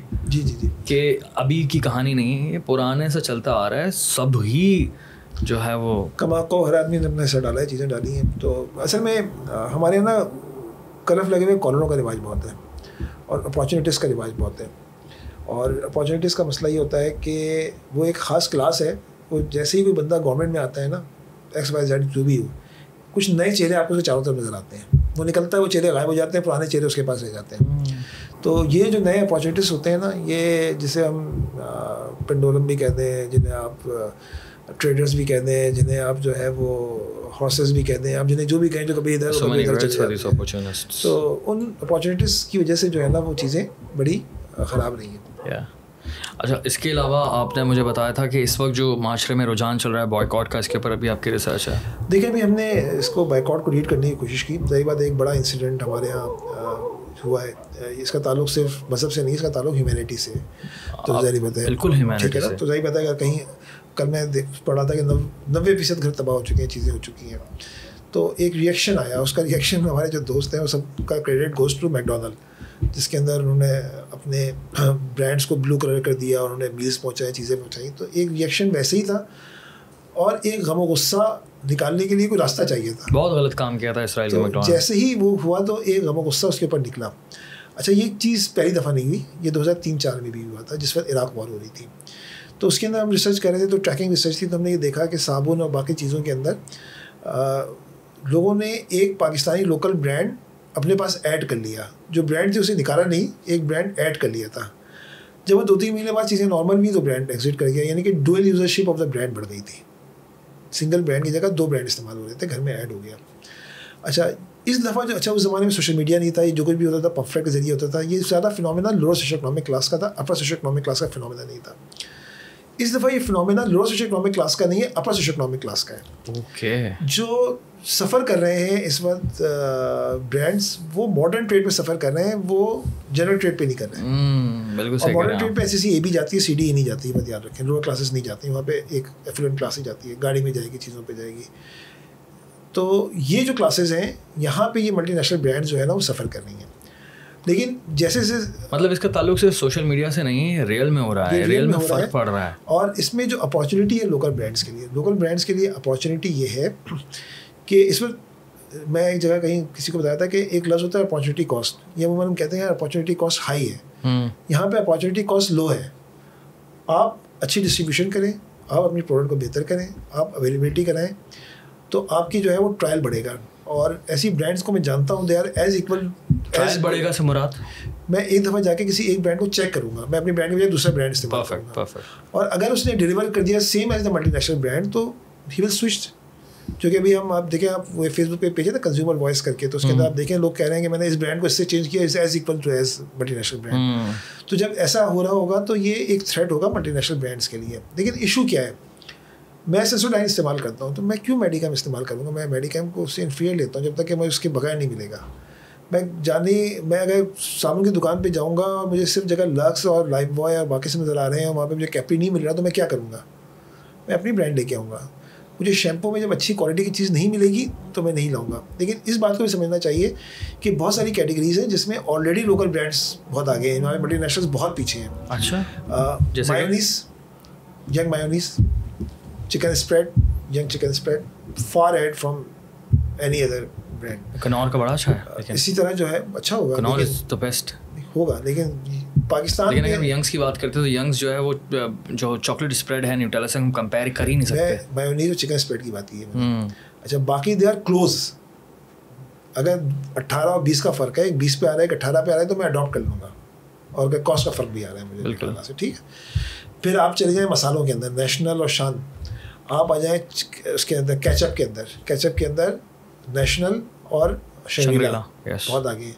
and there are so many other brands और कैटेगरीज जिसके अंदर लोकल कंपनीज काफ़ी आगे हैं उसके अंदर। तो ऐसा नहीं है कि चाय के अंदर टपाल ने मुकाबला दिया हुआ है, वाइटल ने मुकाबला दिया हुआ है लिप्टन को, तो ऐसा नहीं है कि नहीं है। मल्टीनेशनल्स का जो मसला ये है कि मल्टीनेशनल्स की जो स्ट्रेंथ इसको समझना चाहिए, they have the good communication skill, they have the good distribution skills, और वो डिस्ट्रीब्यूट करते हैं, उसमें मेहनत करते हैं, चीज़ें करते हैं। हमारे यहाँ लोग मेहनत नहीं कर रहे होते, क्वालिटी भी बेहतर होती है उनकी, क्वालिटी उसके ऊपर। तो आप लोगों को मतलब जो लोकल कंपनीज के लिए अपॉर्चुनिटी किन मानों में, गुड डिस्ट्रीब्यूशन, अच्छी क्वालिटी लेके आए, चीज़ें लेके आए, तो वो they can expand their business. Detergents के अंदर भी मसला ये है कि इन्हीं 3 ब्रांड्स की अवेलेबिलिटी है। मैं ऐसे डिटर्जेंट्स के ब्रांड जाता हूँ पाकिस्तानी लोकल जो कि as good as the multinational brand, लेकिन जब वो होंगे नहीं तो मैं क्या करूँगा, अवेलेबिलिटी नहीं होगी तो मैं कैसे खरीदूँगा। Good point.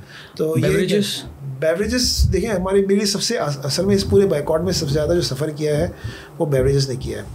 मेरे लिए बहुत आसान है कि मैं कोक ना पीऊँ या मैं पेप्सी ना पीऊँ, मैं पानी पी लूँ, ज़रूरत नहीं है ना, ठीक है। मतलब लाजमी नहीं है कि मैं पीऊँ, उसको मैं बाइकआउट का नाम दे दूँ। मैं एक लफ्ज़ है अवॉइड करना, एक चीज़ है बाइकआउट करना। अवॉइड हो सकता है मैं अवॉइड कर रहा हूँ, जी, ठीक है। अच्छा, लोकल ब्रांड के अंदर फॉर एग्जांपल मैं कोक ज़ीरो पीता हूँ, बीइंग अ डायबिटिक मुझे बहुत पसंद है कोक ज़ीरो। अब मैं पाकोला तो नहीं पीऊँगा ना बॉस, या तो मैं अवॉइड करूँगा, ये चीज़ें करूँगा। पाकोला ने बहुत सारी जगह ली हैं, चीज़ें ली हैं, कोला नेक्स्ट ने काफ़ी जगह ली है, लेकिन अवेलेबिलिटी एक बहुत बड़ा इशू है जिसकी बुनियाद पे, और कम्युनिकेशन जिसकी बुनियाद पे आपका ट्रस्ट लेवल क्रिएट। ज़बरदस्त। तो बात ये है कि जो ये एक्चुअल में हो रहा है बॉयकॉट, अब कितने सारे हमारे लोकल ब्रांड्स हैं, उनके ऊपर एक बहुत बड़ी, बहुत ज़बरदस्त किस्म की अपॉर्चुनिटी है, लेकिन ये है कि दे डू, मतलब अगर उन्होंने ये असल में जो एग्रेशन होता है ना पर्सन, ये मल्टीनेशनल्स में होता है। मल्टीनेशनल्स के देखें सब लोकल ही लोग हैं, उनकी इस तरीके की कंपटीशन है कि उस कंपटीशन के अंदर उन्हें एग्रेशन दिखाना है। यहाँ पे एग्रेशन नहीं नज़र आता। मैं किसी एक दूसरी कंपनी से बात की, मैंने कहा कि यार आप कुछ करें, मतलब ये कि आपकी क्या चीज़ चल रही है। कहने यार हमारे जो 3 महीने से रुके हुए स्टॉक थे सब सेल हो गए, हम बहुत खुश हैं। फिर आगे उन्होंने कोई प्लान नहीं किया, कोई चीज़ प्लान नहीं की, विजन है ही नहीं। हाँ, तो सही बात है। ऐसा होगा कि जैसे जैसे ये 2-3 साल बाद कैसे देखते हैं सीन को? देखें, ये कुछ 6 महीने का एक पूरा रिसर्चर, मैं बताता हूँ, ये 5 से 6 महीने की कहानी। जब तक कि पेनफुल तस्वीरें आती रहेंगी, इट विल मेंटेन। जब पेनफुल तस्वीरें आना ख़त्म हो जाएंगी तो इट विल रिड्यूस।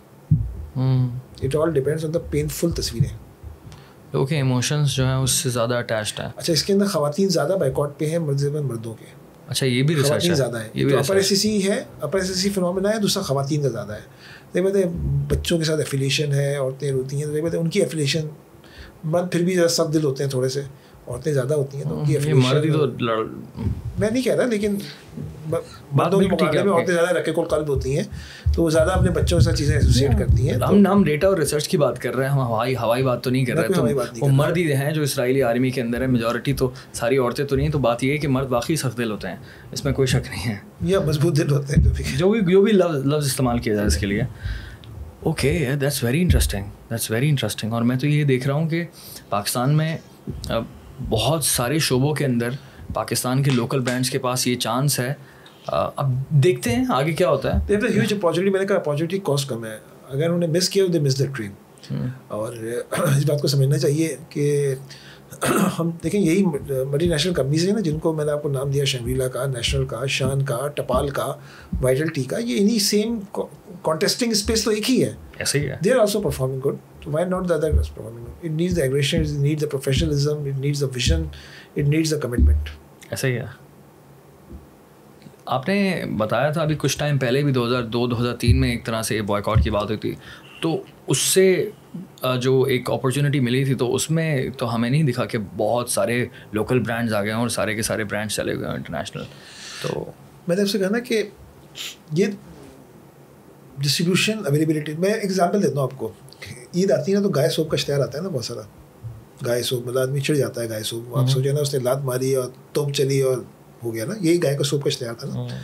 मैं कन्विंस हो गया, मैंने मोहल्ले की दुकान पे क्या गाय सोप लेना, मुझे गाय सोप का इश्तेहार ही नहीं मिला, मुझे गाय सोप मिली नहीं। जब मुझे ब्रांड नहीं मिलेगा तो इश्तिहार तो गो इन द ड्रेन, क्या फ़ायदा हो उस इश्तिहार का जगह मेरी अवेलेबिलिटी ना हो। जब इश्तिहार चलेगा तो मेरी अवेलेबिलिटी होनी चाहिए, और ये वाइस वर्सा भी होना चाहिए। पहले मेरी अवेलेबिलिटी होनी चाहिए, फिर मुझे इश्तिहार चलाना चाहिए, चीज़ें चलनी चाहिए, ताकि जब डिमांड क्रिएट हो तो वो ट्रांसलेट तो हो किसी चीज़ के अंदर। तो इशू ये है, जब दोनों तरफ से वीकनेस है तो फिर आप क्या कर सकते हैं। लॉन्ग टर्म नहीं है चीज़। और कौन सी रिसर्च के पाकिस्तान में 8 लाख दुकानें हैं ट्रेड रोड साइड की, जिसे हम जनरल ट्रेड कहते हैं। 8 लाख दुकानें। तो हमारी जो रिसर्चेज होती हैं क्लाइंट स्पेसिफिक होती हैं, क्लाइंट्स की नीड आती हैं, तो मैंने आपको वो बताई जो कि हम अपने तौर पे हमने कोई 2-4 इनिशिएट की हुई हैं। लेकिन अदरवाइज यही पता है, हमारी यूजेज एंड एटीट्यूड स्टडीज़ होती हैं, ट्रैकिंग रिसर्च होती हैं, मुख्तलिफ ब्रांड्स की मुख्तलिफ प्रोडक्ट टेस्टिंग होती है, चीज़ें होती हैं, ये हमारी मुस्तकिल चलती है। ओपिनियन पोल्स हम करते हैं, पॉलिटिकल रिसर्चेस करते हैं, चीज़ें करते हैं। वो भी क्लाइंट ओरिएंटेड ही होती हैं, हम खुद से कम करते हैं, क्लाइंट स्पॉन्सर करते हैं। तो वही बात है। देखिए असल में रिसर्च एक ऐसी चीज़ है जिसके लिए कहते हैं कि आपको लोहे के पैर और सोने के हाथ चाहिए। तो रिसर्च इज़ नॉट द सस्ती चीज़, research is the expensive thing. उसकी अपने, क्योंकि इसमें बहुत बड़ी ह्यूमन एलिमेंट इन्वॉल्व होता है एक रिसर्च के अंदर, तो you have to pay the money to the field for the quality results. तो ज़्यादा पैसे जो होते हैं तो उसके लिए जो है ना वो आपको you have to spend good money. तो इस तरह की रिसर्चेज सारी बातें वो होती हैं जब कोई इनिशिएट करता है तो करते हैं, अदरवाइज। पॉलिटिकल रिसर्च पर आप बता ही नहीं रहे, थोड़ा सा डिटेल में बताएं कि पॉलिटिकल रिसर्च का एक्सपीरियंस कैसा रहा आपका। देखिए मेरा तो, मैं अल्हम्दुलिल्लाह को 99-2000 से पाकिस्तान की रिसर्च कर रहा हूँ, तकरीबन प्लस माइनस तमाम इलेक्शंस का विटनेस हूँ। चीज़ें किस तरह बढ़ी, किस तरह कम हुई, कौन किस तरह आगे आया, कौन पीछे आया। जैसे आप कहें कि क्या मतलब चीज़ें हमने अप एंड डाउन्स देखे, पॉलिटिकल सिनेरियोज़ में नैरेटिव्स किस तरह बिल्ड होते हैं, किस तरह से फेल होते हैं, चीज़ें होती हैं। इन तमाम चीज़ों को हमने बहुत अच्छी तरीके से देखा। आवाम की ख्वाहिश क्या होती है, और मैं उसको थोड़ी देर के लिए किसी और पॉलिटिकल उसमें नहीं जाता। मैं कहता हूँ election day management is something different.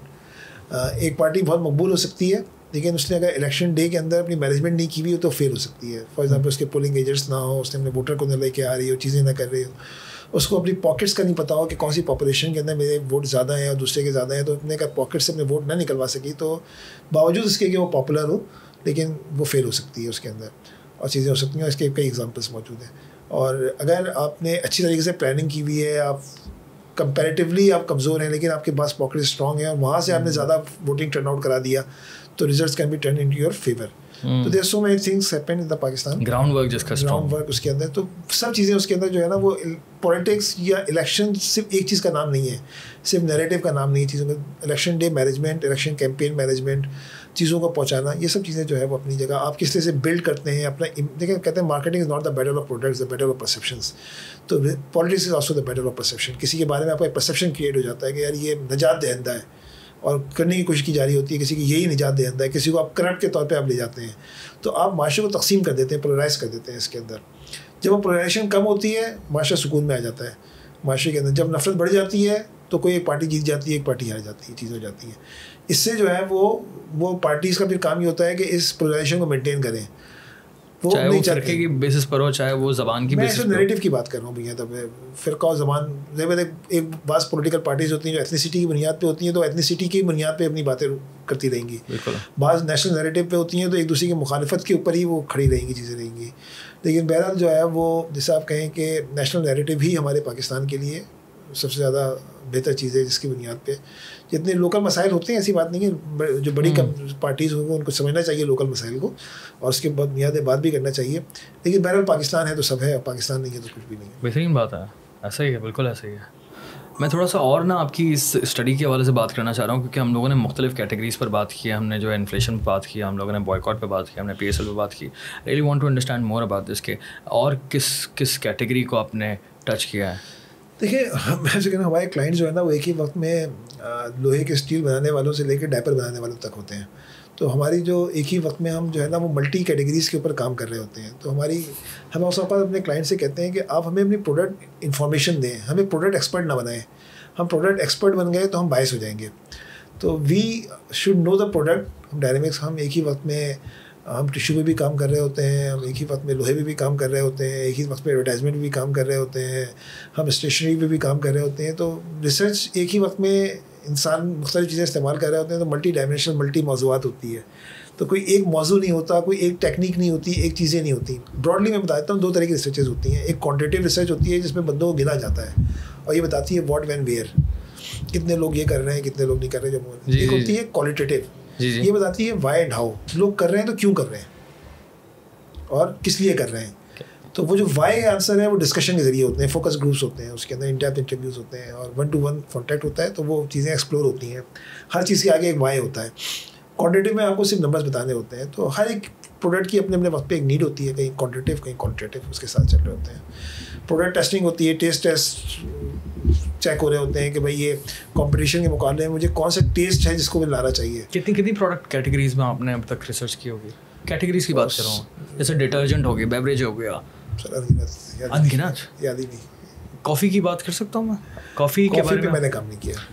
मैं तो चाहता हूँ कॉफ़ी पर भी थोड़ा, आई होप कि नेस्कैफे जो है ना आपको हायर करे, बोले कि यार कॉफ़ी पर रिसर्च करें, क्योंकि आई रियली वांट टू, मेरा इंटरेस्ट भी है बहुत छोटी छोटी चीज़ों में इंटरेस्ट होता है। देखिए हॉट बेवरेजेस और कोल्ड बेवरेजेस होते हैं। हॉट बेवरेजेस में ये ज़रूर पता किया होगा कि इंसिडेंस कितना है और कौन से लोग इस्तेमाल कर रहे हैं, लेकिन उसकी बहुत निटी-ग्रिटीज़ के अंदर जाके, जिसे कहते हैं ना रिसर्च की चीज़ें, एक होती है प्रोडक्ट टेस्टिंग। फॉर एग्जाम्पल चाय है, तो चाय के अंदर चाय पी के आफ्टर टेस्ट कैसे आया और फील कैसे आई, चीज़ें आई, तो there are so many elements of the test, वो चीज़ें चेक हो रही होती हैं। तो अपने चाय पे, मायोनीज़ पे, चिकन स्प्रेड पे, केचप पे और बहुत सारी चीज़ों पे बहुत सारे हमने काम किए हुए हैं इस तरीके ना। लेकिन जैसे आप ये कहें कि अब तो याद भी नहीं किस आप खुद भी ग्राउंड पे कभी निकले हैं इस तरह से? देखिए मैंने अपने करियर में 22 साल गुजार दिए हैं, तो मैंने जो है ना वो सड़क से छाप से लेके हर काम किया है मैंने। अच्छा। तो मैं जो हूँ ग्राउंड पे भी रहा हूँ। और देखिए बीइंग अ रिसर्चर, हम क्योंकि कंज्यूमर बिहेवियर को देखते हैं, तो इट्स इंपॉर्टेंट कि we should understand the consumer first. जब तक कि आप इंसान को नहीं समझेंगे तो आप इंसान को नहीं कर सकते। तो बहुत ज़रूरी होता है। मैं एक ब्रेड के ऊपर काम कर रहा था एक ज़माने में, और अभी मैं कोई 5-6 साल पहले की बात बता रहा हूँ। तो मेरे मोहल्ले में एक ब्रेड की दुकान थी, तो मैं सुबह फजर के बाद कोई 2 घंटे वहाँ बैठ जाता था, दुकान के ऊपर बैठा ना, और 1-1 घंटे सिर्फ देखता रहता था लोग किस तरह से सुबह के बाद ब्रेड की या उससे एसोसिएटेड चीज़ों की शॉपिंग कर रहे होते थे। तो जब तक आप ऑब्जर्व नहीं कर सकते तो ये तो कंज्यूमर बिहेवियर है। तो जब तक आप समझेंगे नहीं ना लोगों को नीचे उतर के, तो आप उसे नहीं कर सकते। इसका मतलब भी कि आपने पाकिस्तान में हर जगह पे ट्रैवल भी किया होगा। कहते हैं कि eat with the brand, drink with the brand, sleep with the brand. You have to understand the brand. उसके साथ जब तक आप कैटेगरी, मैं एक ज़माने में एक रैकेट बैंकिजर के लिए किसी ज़माने में काम कर रहा था, उनकी 5-6 कैटेगरीज पे, तो उनकी तमाम चीज़ें मैं घर पे इस्तेमाल करता था ताकि मुझे पता चले कि इसके अंदर चीज़ें क्या होती हैं क्या नहीं। बिल्कुल सही बात है। पाकिस्तान की डाइवर्सिफिकेशन पर मैं एंड में बात करना चाहता हूँ, क्योंकि I am pretty much sure कि आपने फिर जब इतना स्टडी किया है तो आपको ये भी अंदाज़ा होगा कि पाकिस्तान में किस किस किस्म के लोग रहते हैं, किस तरह के कल्चर्स हैं, ज़बानें, एथनिसिटीज़, दैन फ़िरक़े, दैन शक्लें, दैन कपड़े, दैन खाना पीना, दैन शहर, किस जगह पे किस तरह के लोग हैं। तो मैं ज़रा इनके अंदर थोड़ा सा डिटेल के अंदर जाना चाहता हूँ कि हाउ डाइवर्सिफाई पाकिस्तान है। पाकिस्तान जिस वक्त समझ लें कि पाकिस्तान बना 1947 में, तो वो इकाइयाँ जो पाकिस्तान को मिली, ये 4 डाइवर्सिफाइड इकाइयाँ थी। पंजाब, बलूचिस्तान, सिंध, केपी, ये एक ख़ास अपनी अपनी जगह इनकी अलग अलग एंटिटीज़ थी। इनमें कम्युनिटी सिवाय मज़हब की कोई चीज़ नहीं थी टेक्निकली। मज़हब के अलावा इनमें कोई कम्युनिटीज़ नहीं थी। एक बड़ी तादाद थी जो कि फिर मशरक़ी पंजाब से इस तरफ आई, और एक बड़ी तादाद थी जो समझ लें कि हिंदुस्तान से जो है वो यहाँ पे माइग्रेट होके आए। तो यहाँ पे एक नया कल्चर, नॉर्थ इंडिया में लिया बहुत सारी जगहों से, मतलब एक पाकिस्तान, एक तो मशरक़ी पंजाब से तकरीबन 100% इधर के लोग उधर चले गए, उधर के लोग इधर आ गए। फिर दिल्ली से लोग आए, इलाहाबाद दक्कन से आए, लखनऊ से, बंगाल की जानिब बहुत सारे लोग गए, बिहारी उस तरफ गए, चीज़ें गई। तो यहाँ पे एक नया कल्चर हमारे डेवलप हुआ। लेकिन बुनियादी तौर पे Pakistan is a very diversified country. हम पाकिस्तान को कोई 4 सूबों में तकसीम नहीं करते हैं, हम पाकिस्तान को 16-17 कल्चरल बेल्ट्स में तकसीम करते हैं। ओके। हम ये समझते हैं कि Karachi is different entity. Karachi का अपना एक कल्चर है, कराची की अपनी सकाफ़त है। कराची के अंदर 7 ज़िले हैं, हर ज़िले की अपनी कहानी है। डिस्ट्रिक्ट ईस्ट की अपनी कहानी है, डिस्ट्रिक्ट सेंट्रल की अपनी कहानी है। वेस्ट में चले जाएँ तो अलग लोग मिलेंगे, और आपको बल्दिया में चले जाएंगे तो डिफरेंट सिटी। वो समझ लें कि कल्चरली बिल्कुल ही डिफरेंट है। वो है जुनूबी साउथ, ज़िला डिस्ट्रिक्ट साउथ। उस साउथ के अंदर लियारी भी है, उसके अंदर डिफेंस भी है। डाइवर्सिफिकेशंस बहुत सारी हैं। आप शाह फैसल को पकड़ लेना, आप शाह फैसल को आवारी से लेके आप स्ट्रीम मिलता चले जाएँ, हर कुछ कस्से के बाद ना आपको इब्न खल्दून याद आएगा, जो कहता है कि हर कुछ 2 कोस के बाद या 4 कोस के बाद, कोस कहते हैं माइल को ज़माने में, कल्चर चेंज हो जाता है, लोगों की ज़बान चेंज हो जाती है। तो सिर्फ आपको शाह फैसल पे डाइवर्सिफिकेशन मिल जाएगी। बहुत अच्छी बात है, ठीक है, बहुत अच्छी एग्जाम्पल है। तो ये हर जगह होती है। तो हम कराची को बिल्कुल अलग लेते हैं। कराची के बाद हैदराबाद, कराची का आज भी करीब 3 शहर 2 घंटे के फासले पे है। ठीक है, तो वो नहीं कह सकते। तो हैदराबाद से लेके हम कहते हैं कि नवाबशाह, राइट साइड पे आप चले जाएँ थरपाकर, उल्टे हाथ पे ठट्टा, तो ये जो पट्टी है इसको हम कहते हैं लोअर सिंध। लोअर सिंध ये प्रीडोमिनेंट उर्दू स्पीकिंग है, यहाँ पे सिंधी स्पीकिंग भी है, ये मंडियों का इलाका है, यहाँ पे कारोबार बहुत है, चीज़ें बहुत हैं, ये डेल्टा का इलाका भी है, यानी समंदर भी लगता है इनके साथ चीज़ें, ये बिल्कुल अलग इनकी है। Rest of the Sindh is the Sindhi speaking area. और सिंधी स्पीकिंग एरिया में भी कहानी ये है कि मुझे एक बुजुर्ग सिंधी साहब ने बताया कि राइट या लेफ्ट का मैं भूल गया, उन्होंने कहा कि दरियाई सिंध की एक तरफ हर खाने के अंदर चावल होता है और दरियाई सिंध की दूसरी तरफ कोई मेहमान आ जाए तो चावल पकते हैं। ये मैं अपर सिंध की बात कर रहा हूँ, इसके अंदर इतनी डाइवर्सिफिकेशन होती है चीज़ें। फिर उसके बाद आप चले जाएंगे हम पंजाब को हम 3 हिस्सों में तोड़ते हैं, साउदर्न यानी सराइकी बेल्ट, खालिस पंजाबी बेल्ट सेंट्रल, और पोटोहार रीजन नॉर्दर्न। केपी को फिर हम 5 हिस्सों में तोड़ देते हैं। एक फाटा बेल्ट फाटा बेल्ट को बिल्कुल अलग ले लेते हैं। जो फाटा बेल्ट रही है ना, ये नॉर्थ वजीरिस्तान वाला इलाका, ये वजीरिस्तान, खैबर और इन बाजोड़ वगैरह, ये खास कल्चर के लोग हैं, इनकी चीज़ें बिल्कुल अलग हैं। और हज़ारा बेल्ट को हम अलग कर देते हैं। हज़ारा बेसिकली कंटिन्यूटी भी है, ये हरीपुर, एबटाबाद, मानसरा, ये कंटिन्यूटी है सब में नॉर्दर्न पंजाब की जो तक जा रही है। कड़क से नीचे डेरा इस्माइल खान और केपी कोयटा की सरहद तक, यानी बलूचिस्तान की सरहद तक, ये है साउदर्न केपी। ये यहाँ पे बंजर पहाड़ है, मौसम सख्त है। लकी मरवत भी इसी में आता है, लकी मरवत भी इसी के अंदर आएगा। तो ये बिल्कुल अलग किस्म के लोग हैं। सेंट्रल केपी के अंदर आता है, अर्बनाइजेशन जितनी है सेंट्रल केपी के अंदर है। बरदान, पेशावर, नौशेरा, इंडस्ट्री भी यहीं पे है। फिर है northern KP, Malakand division, Swat, Chitral, यहाँ पहाड़ है, यहाँ दरख्त है, यहाँ टूरिज़म है, यहाँ एजुकेशन है, यहाँ पैसे हैं, यहाँ के लोगों का बिल्कुल मिजाज अलग है, चीज़ें अलग है इसकी। ठीक है, इन तीनों में फ़र्क है। पेशावर टेक्निकली या historically is the Hindu speaking city, is not the Pakhtun speaking city है, पख्तून। हम जब बलूचिस्तान में जाते हैं तो बलूचिस्तान को भी हम 4 हिस्सों में तकसीम कर देते हैं। Quetta is not the Baloch representative city, Quetta is the Pashtun representative city. This Pashtun are different from the Pakhtun of KP. इनके कुत्ते अलग हैं, इनकी टोपी अलग है, इनका कारोबार अलग है, इनकी चीज़ें अलग हैं। कराची में जितने चाय के होटल हैं ये सारे कोयटा के पश्तूनों के हैं। यहाँ पे जितने पराठा बेहतरीन, देखें पसीने वाले के साथ तो अपना मजा होता है। डीजल के पराठे तो वैसे ही मजे के होते हैं, हमारा कल्चर है। आई लव डीजल के पराठे के अपना मजा है ना उसके। इसी तरह जो है जितने ही आपको फल वाले मिलते हैं ना जो दुकान, ये सब पश्तून है, ये कोयटा के पश्तून है, ये कारोबारी लोग होते हैं। इसके बाद कोयटा से बिल्कुल नीचे ब्राहवी बेल्ट है, कला तो इधर के इलाके सिद्धी भी। बलोच आपको मिलते हैं, आप सक्कर से जाते हैं, डेरा मुराद, जमाली और इधर के इलाकों में जाते हैं, और कराची से जाते हैं आप हब, खुजदार, बेला वगैरह, यहाँ से आपको बलोच मिलते हैं। Coastal area Makran belt is very different. 1% से भी आबादी कम है पाकिस्तान की, लेकिन वो पॉलिटिकली और जोग्राफिकली बड़ा है। तो गिलगित बल्तिस्तान को आप एक ले लें, AJ को एक ले लें, तो ये पाकिस्तान की 16-17 कल्चरल बेल्ट हैं। इसके अपने लोग हैं, इसकी अपनी अर्बन पॉपुलेशन है, इसकी अपनी रूरल पॉपुलेशन है, इसके अपने कल्चर्स हैं, इनकी अपनी डाइवर्सिटीज़ हैं, इनके अपने टेस्ट बड्स हैं, इनकी चीज़ें हैं। और इन सब में कम्युनिटी क्रिकेट है, इन सब में कम्युनिटी जो है वो मज़हब है, इन सब में कम्युनिटी सूफीज़म है। इस सब के अंदर जो हिंदुस्तान से जो लोग आए उनमें सूफियत ज़रा से कम है, बाकी सब के अंदर जो है ना वो ज़्यादा है। उसमें उससे बहस हो सकती है अच्छी बुरी की, लेकिन इस चीज़ को one should be understand this things. Hindustan वाला समझने के तहरीक पाकिस्तान में इस खत्ते के अंदर जो कन्वर्जन हुआ तहरीक पाकिस्तान के हक़ में, वो सारा का सारा समझने के सूफिया के सिलसिले के जितने लोग थे सबके सब ने ये आए थे, कायदे आज़म को सपोर्ट करने के लिए आगे बढ़े थे। आप मज़ारुफ वाले कहते हैं, मैं लफ्ज़ बरेलवी इस्तेमाल नहीं कर रहा, वो जैसे एक अलग चीज़ है, लेकिन ये जो पूरे के पूरे लोग थे इन्होंने कायदे आज़म की सपोर्ट की थी इस पूरे एरिया के अंदर।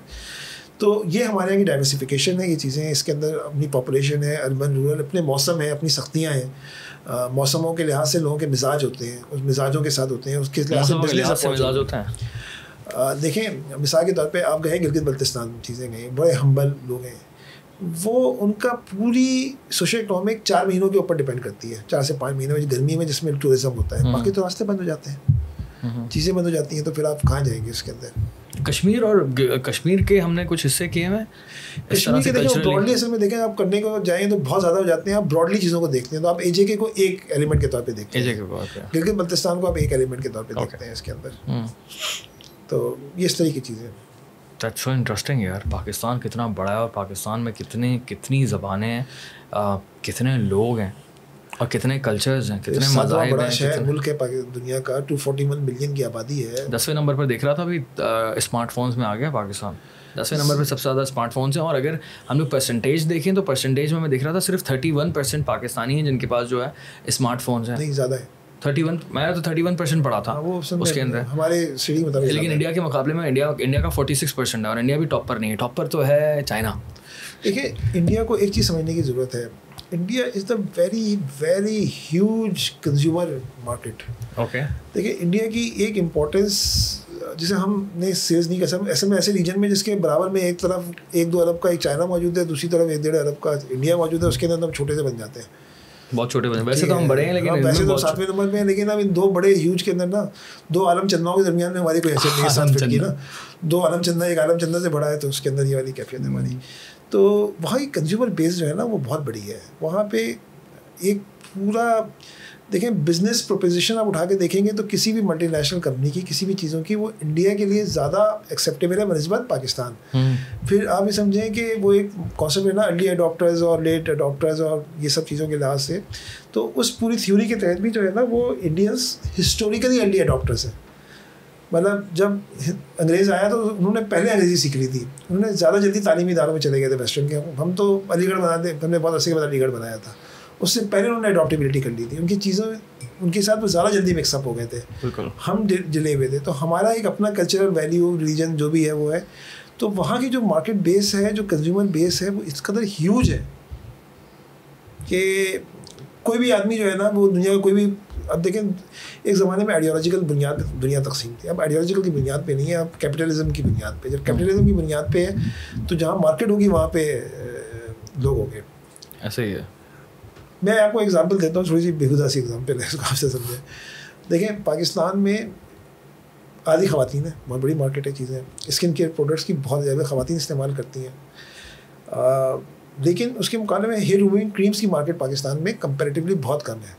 उसकी एक वजह है बड़ी क्लियर, हमारे स्किन ओपन नहीं है, हमारे लोग शॉर्ट्स नहीं पहनते, स्कर्ट्स नहीं पहनते, स्लीवलेस मतलब होते हैं, बहुत नॉर्मलाइज नहीं है। पर एक पाकिस्तान की आबादी का 1% भी ख़वातीन जो है वो स्लीवलेस नहीं पहनती, चीज़ें नहीं पहनती, तो हमारी स्किन एक्सपोजर नहीं है, तो हेयर रिमूविंग क्रीमों का काम नहीं है। लेकिन आपने अच्छी एग्जांपल दी है, तो मार्केट की अंडरस्टैंडिंग की हम बात कर रहे हैं, तो अच्छी एग्जांपल है। तो ये जो है उसके लिहाज से स्किन केयर के आपने लिया, मेरा एक और टॉपिक शुरू हो जाएगा। मैं बड़ा खिलाफ हूँ ये गोरा करने वाली क्रीम के। तो गोरा तो मैंने भी इस्तेमाल किए, लेकिन मैं बड़ा गोरा क्रीम करने वाली क्रीम गोरा करने के लिए इस्तेमाल ही नहीं होती। आप जरा इसके ऊपर आखिरी टॉपिक है हमारा ये, हम थोड़ा इसको गोरा करने वाली क्रीम जो है सन ब्लॉकर्स के तौर पर इस्तेमाल होती है, लेकिन हमारे यहाँ तो फेयर एंड लवली नाम दिया होता है, या फिर लवली फेयर गोरा कॉन्सेप्ट ये है। फेयर एंड लवली बहुत सारे लड़के इस्तेमाल करते हैं, तो आप ख्याल गोरा होने के लिए लगाते हैं, धूप में बाहर निकलने के लिए जाते हैं तो उसके लिए लगाते हैं। लड़कियों का भी बेचा तो रंग ग्लो, अगर एड्स की बात करें तो फिर वो सात शक्लें आ रही होती है, तो उनकी वो है ना, जैसे आप कहें कि बेचने का तो तरीका यही है, लेकिन एक्चुअल फील्ड में हो क्या रहा है। मैं आपको ऐसी एग्जांपल देता हूँ। मैं एक दफ़ा ना एक रिसर्च कर रहे थे पेन्स के ऊपर ना, तो उसमें एक लफ्ज़ है ड्यूरेबल। अब वो ड्यूरेबल स्टूडेंट्स में कर रहे थे, हमने कहा यार ड्यूरेबल को हम कैसे वो करें ना, मैंने कहा लफ्ज़ ड्यूरेबल ही लिख देते हैं। 90% आया ड्यूरेबल है। मुझे अचानक जहन में आया, मैंने कुछ लोगों को टेलीफोन कॉल्स कराई, मैंने पूछा यार ड्यूरेबल का मतलब क्या लिया तुमने। क्लाइंट ड्यूरेबल का मतलब ले रहा था कि वो लंबे अरसे चलता है। जी। तो आधे लोगों ने कहा लंबे अरसे चलता है, आधे लोगों ने कहा गिर जाए तो टूटता नहीं है। ड्यूरेबल का ये मतलब भी लिया जा रहा था।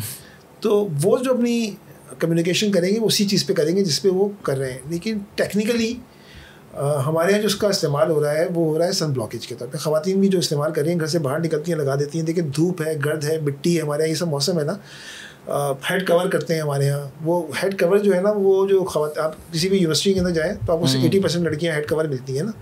तो what do you think is a religious base? No, ये मौसम से बचने के लिए, ईजी टू हैंडल, उसके अंदर एक सेफ्टी भी नज़र आती है, फील आती है, लेकिन गर्द मिट्टी से बच जाता है, सोशली भी फेस करती हैं। यही बच्चियाँ शाम में अपने घर में बगैर स्कार्फ के जाती हैं, तो घर की तकरीबात के अंदर वो अलग उसमें होती हैं। तो इसका जो इस्तेमाल होता है वो बेसिकली किसी और जगह पे इस्तेमाल हो रहा है उसका। यकीनन गोरा करने का एक कॉन्सेप्ट है, लेकिन प्लस माइनस हमारे साउथ एशिया के अंदर ये पूरा कॉन्सेप्ट है गोरा होने का, वो एक है। लेकिन देखें at the end of the day, और है तो $1 बिलियन इंडस्ट्री पूरी रीजन के अंदर। मतलब अगर पाकिस्तान की 100% लड़कियाँ तो गोरी नहीं है ना, मतलब उसे आप समझें। मैं लड़कों को भी बेची गई, शाहरुख खान ने भी कुछ एड्स किए थे एक ज़माने में, अब तो ये लोग नहीं करते। लेकिन उससे देखिए हमारे जो सांवलापन है ना, आज भी वही सेलेबल है। जो हमारी देखें, हमारी आपकी बहनें सांवली है ना, अल्हम्दुलिल्लाह सबकी शादियाँ हुई हैं, चीज़ें हुई हैं, गोरी। मतलब हमारे यहाँ जो सिस्टम है ना, जो हमारे यहाँ का काम करता है शादी का सिस्टम, उसका ताल्लुक सिर्फ गोरे होने से नहीं होता। हमारे यहाँ और बहुत सारी वैल्यूज़ है जिसकी बुनियाद पे रिश्ते होते हैं, बहुत सारी चीज़ें होती हैं। तो सिर्फ गोरा होना one of the factor sir, मुझे तो ऐसा लगता है ये वन ऑफ द फैक्टर तो है। देखिए मैंने आपसे ये नहीं कहा कि एहसास महरूमी तो होती है। मुझे भी बचपन में काला काले का बहुत ज़्यादा ताने मिले, तो मुझे तो मैं तो इस चीज़ से बिल्कुल रिलेट कर सकता हूँ। और आपसे ये बात कह रहा हूँ कि हम फिर आ जाए सोसाइटी को समझने में ना, आपने खुद इस्तेमाल उस एहसास, मेरा कहने का मकसद है वो एहसास महरूमी को इस्तेमाल करता है ब्रांड और वो फिर उसको बेचता है सही से। एक्सप्लॉइट देखिए वो तो मार्केट गैप निकालेगा, उस मार्केट गैप के ऊपर कम्युनिकेशन करेगा। इस बात को समझ लेना, वो मार्केट गैप को वो सोशली कैसा देखता है ये एक अलग सवाल है। लेकिन जो चीज़ मैं आपको बस ये समझा रहा था कि is one of the factor, it's not the all the factor. उसके अलावा बहुत सारी चीज़ें होती हैं, फैमिली होती हैं, रिश्तेदारियाँ होती हैं। उसकी बुनियाद पर अल्लाह का शुक्र है हमारे यहाँ 49% ख़वातीन हैं, 51% मर्द हैं। तो कहीं ना कहीं अल्हम्दुलिल्लाह दो खप जाते हैं, हो जाती हैं। सर बहुत बहुत शुक्रिया, आपका बहुत शुक्रिया। हमने तो बहुत सारी बातें की। नहीं सर, मौका वाली बात नहीं करें please, thank you so much. It's not nice. आपका एक्सपीरियंस है, मेरे लिए बहुत ऑनर की बात है, क्योंकि बात ये है कि प्लेटफॉर्म का सिंपल विजन है। मैंने आपको पहले भी कहा था कि एक तो बहुत सारे मुख्तलिफ विजन्स को लेके चल रहे हैं, but one of the vision is कि यहाँ पर जो भी इंसान आता है एक उसकी बड़ी रिस्पेक्ट होती है। सामने वाली सीट पे जो बैठता है मैं बहुत ज़्यादा रिस्पेक्ट करता हूँ, क्योंकि मुझसे ज़्यादा जिस टॉपिक पे बात कर रहे होते हैं वो, तो मुझे ही पता है कि उनकी अंडरस्टैंडिंग मुझसे 10 गुना ज़्यादा तो है ही। तो मैं एज अ स्टूडेंट यहाँ पर बैठा होता हूँ और हमारी ऑडियंस भी एज अ स्टूडेंट बैठी हुई होती है, और मैं भी सीखता हूँ और उसके थ्रू हमारी ऑडियंस भी सीख रही होती है। तो ये मेरे लिए, ये मुझे आज बहुत मज़ा आया इस कॉन्वर्जेसन में। और उससे पहले भी हमने एक पॉडकास्ट कर लिया था जो कि रिकॉर्ड नहीं हुआ, लेकिन हम लोग काफ़ी देर से जो है ना ये कॉन्वर्जेसन कर रहे हैं। मुझे बड़ा मज़ा रिकॉर्ड कर लिया लेकिन सर बहुत बहुत शुक्रिया आप आए, एंड दुआ में याद रखिएगा, एंड आई होप कि आपका एक्सपीरियंस भी अच्छा रहा होगा। अल्लाह ताला बरकत डाले। देखिए अच्छी गुफ्तगू, अच्छे सवाल, अच्छा लहजा। वो कहते हैं कि लफ्ज़ की ताकत बेपाया है, लफ्ज़ के हैं इम्कान बहुत, लफ्ज़ को ज़िंदा करना सीखो फिर चाहे तकदीर लिखो। लफ्ज़ की अहमियत, अल्फाज की अहमियत। फिर वो एक और है बड़ा मज़ेदार शेर के जितने भी लफ्ज़ हैं वो महकते गुलाब हैं, लहजे के फ़र्क से इन्हें तलवार मत बना। तो अच्छे अल्फाज, अच्छे लहजे के फ़र्क से इन्हें तलवार मत बना।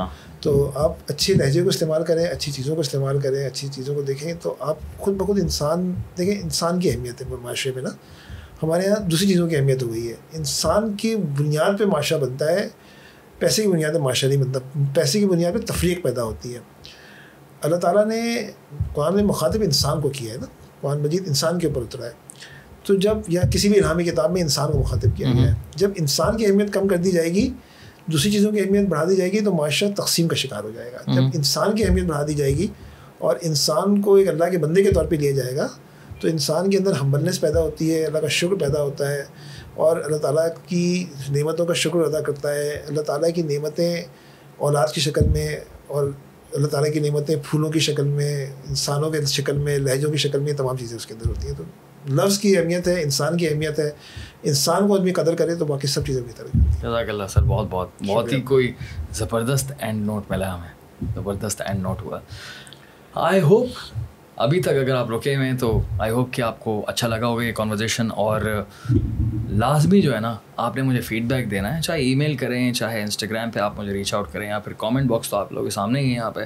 तो जो लंबे लंबे खतूत होते हैं मुझे बड़ा अच्छा लगता है पढ़ने में। और अगेन क्रिटिसिज्म को मैं बिल्कुल सराहता हूँ, बर्दाश्त करता हूँ, लेकिन वो जो मैं कहता हूँ हमेशा के तमीज़ का दायरा बहुत ज़रूरी है।